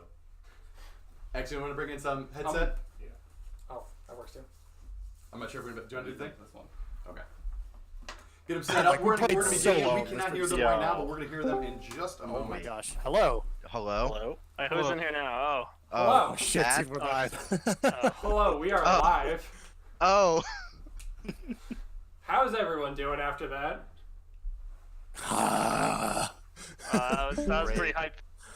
Dude, I'm shaking, man. Dude, Yeah, the last you game was should a scary one. You all played excellently, honestly. There was no one of you that made all the plays. So you all made plays to keep that game going. Yeah, I would say so. Holy moly. Honestly, in the second game, I was like, this is the best we've ever played, guys. This is amazing. Yeah, we had a moment where we're like, holy shit, guys, I don't think we have ever played this well before. Like, we were just fucking on top of it. Like, we were communicating, firing all cylinders. Yeah, it seemed like it. I mean, every single play was... It felt like you were very coordinated. Yeah, I don't know. Like, literally, we were practicing Friday, practicing Saturday, and it didn't look good at all. Like, we did not look good. And Sean came back from vacation and whipped out the Heimer in the first game and just honestly turned everything around, turned it all on its head. I mean, we had really good plays everywhere, but that definitely is a huge factor. Yeah, that was absolutely incredible. I mean, you guys went and took it to him. So clearly, you did your homework for this game. So what do you think your key to success for dismantling Scuttle? I think it's just the 3 support bends. Joseph is by just such a good player, and if you give him anything that he can make a play on, he's just gonna make a play over and over and over. Even on the Pike game, the one time we messed up bot lane, he made a huge play and they came out with a kill. Mm-hmm. I mean, he's just so good. So just banning the 3 from the MVP poster, just taking all 3 of his best champs away from him, I think that was probably the biggest part of our success here. Yeah, absolutely. And you had in the game number 2 taking the 5. Was that game number 2? 5 bans? Yeah, I think so. Yeah, all 5 bans. Just about the MVP. Yeah. So I want to bring up. He proved that he was well deserving of the 5 bans, even with them. Absolutely. I want to bring up in game number 2. I want to bring up the Kled top side, the domination that you performed with that champion, the teleport plays. How did you go into that game preparing that Kled pick? Oh, 100%. I've been picking that for the past 2 weeks, I think. Picking it up because it apparently does really well into Mundo, and this guy's a good Mundo player, so obviously he picked it. And I think it just worked out really well. Yeah, absolutely. I can say one thing on that real quick. Before this game, Shoemaker he basically came into our chat and he's like, guys, I'm going to play harder than I have ever played in my entire life for this. So let's do it. And I think he really showed with those teleport plays. I mean, he wasn't really doing that in the previous season. He did a little, but I mean, it was just unbelievable, his presence in the game. All 3 games, really. Oh, I have to give you all credit for the games. You all had a big part in those victories. Danny Taco, in the first game, was everywhere he had to be in order to make the plays. And same with the second and third. Nocturne was holding the ult to the last moment. He was there on the counter ganks. You guys were all on the same page. Were you guys... How was those comms? How did you pull each other together in the right space at the right time? I mean, for the jungle, we kind of know that Endo enjoys counter jungling and invading. I mean, not to say it was a good it was a good read by us, but game 1, I mean, for me, I've been playing Nocturne for the last 2-3 weeks, so I kind of understand that he's weak early. So when I went and did the Scry Orb and saw that the Vision Plant and saw that he hadn't even taken his blue yet, I was like, guys, let's just collapse on this because he's weak. And Andrew said that he had priority, and I was like, yeah, let's just go for this. We'll put him behind, and he won't really want to invade us that much then. So yeah, to be clear, and he here is Nocturne, not. So. Yeah, when here's game 1 on Nocturne. That's when exactly I was on how it happened. Yep. Definitely made all the plays. Team Air with the 3-0 into the top seed Scuttle Crab, being the first team in the playoffs in the finals to take the underdog position and come through with the victory. Was it? Well, we were sporting those C9 banners for a reason. Absolutely. Was it the motivational speech? Oh, for sure. I'd be lying if I said That was a lot of it. Oh, absolutely. I think 100% right. really the play just spoke for itself. The Yeah. motivational speech really gave the energy. Yeah. So, do you have any more questions, Shadowbolt? I do not. I mean, it was just a well played game from all five of you. It looked like you were well communicating. You had a game plan going into it, and you executed, and it was a nice, clean 3-0 sweep. Is there anything you want to say to all those future Rekt Leaguers out there and those who want to come challenge your might in Season 4? I really want to give a shout out to Quaz. He filled in for Gulen like an innumerable amount of times this entire season, and we probably wouldn't have been as strong without him. So thank He you. also played Syndra into Heimerdinger specifically because I thought this matchup might happen, and he probably prepared me for that matchup in that way. So thanks. Yeah, I just want to shout out to all the other teams too, because a lot of their players helped us out in practicing. Like I know a couple of the Infernal guys, Bramble guys, and I'm probably missing some, but thanks a lot for helping us practice because we practiced a ton and it really worked out. I want to make a shout out to the fact that not only just one or two of us, but all of us really put in a great effort in being able to not only improve our game, but also being able to pick up like champions that we might not feel so comfortable with or not so familiar with, and being able to adapt. And I definitely recommend that other teams start doing the same. It really helped us. I want to give a shout out to Enraged Ovary, Unstream, Chimichangas, and Sable. It's no secret that I haven't had the best season, and they went over VOD reviews with me and talked to me about different picks, and they definitely really helped me and prepared me for this game, these 3 games today. So, thanks, guys. And really well done. The effort showed for all of you. That improvement, bringing you to the final, bringing that championship to Air Drake's specific mountain, I guess. So other than that, do you have any more words? I got one last. One last. If you want to catch some really strong, sick gameplay, you can check out the 2-time champion Ziggy's over at twitch.tv. Yes, always. Thank you. The 2-time. Wow, bringing it back, Ziggy's clear MVP of this finals. Well done, though, to you all. Any more words for the future Rekt Leaguers out there that want to come and challenge you? Good luck and get wrecked. Yeah, we'll see. We'll see what happens next season. I don't know. We might not. I don't know what's going on, man. There's so many crazy things that could happen. So that is, no matter what happens, the words will ring true. Good luck and get wrecked. Thank you all for tuning into the finals. We got some all-star games and stuff coming out later, but they, in fact, are the champions. So thank you very much for watching. From all of us here on the cast, if you guys like to come out and say hello before we go.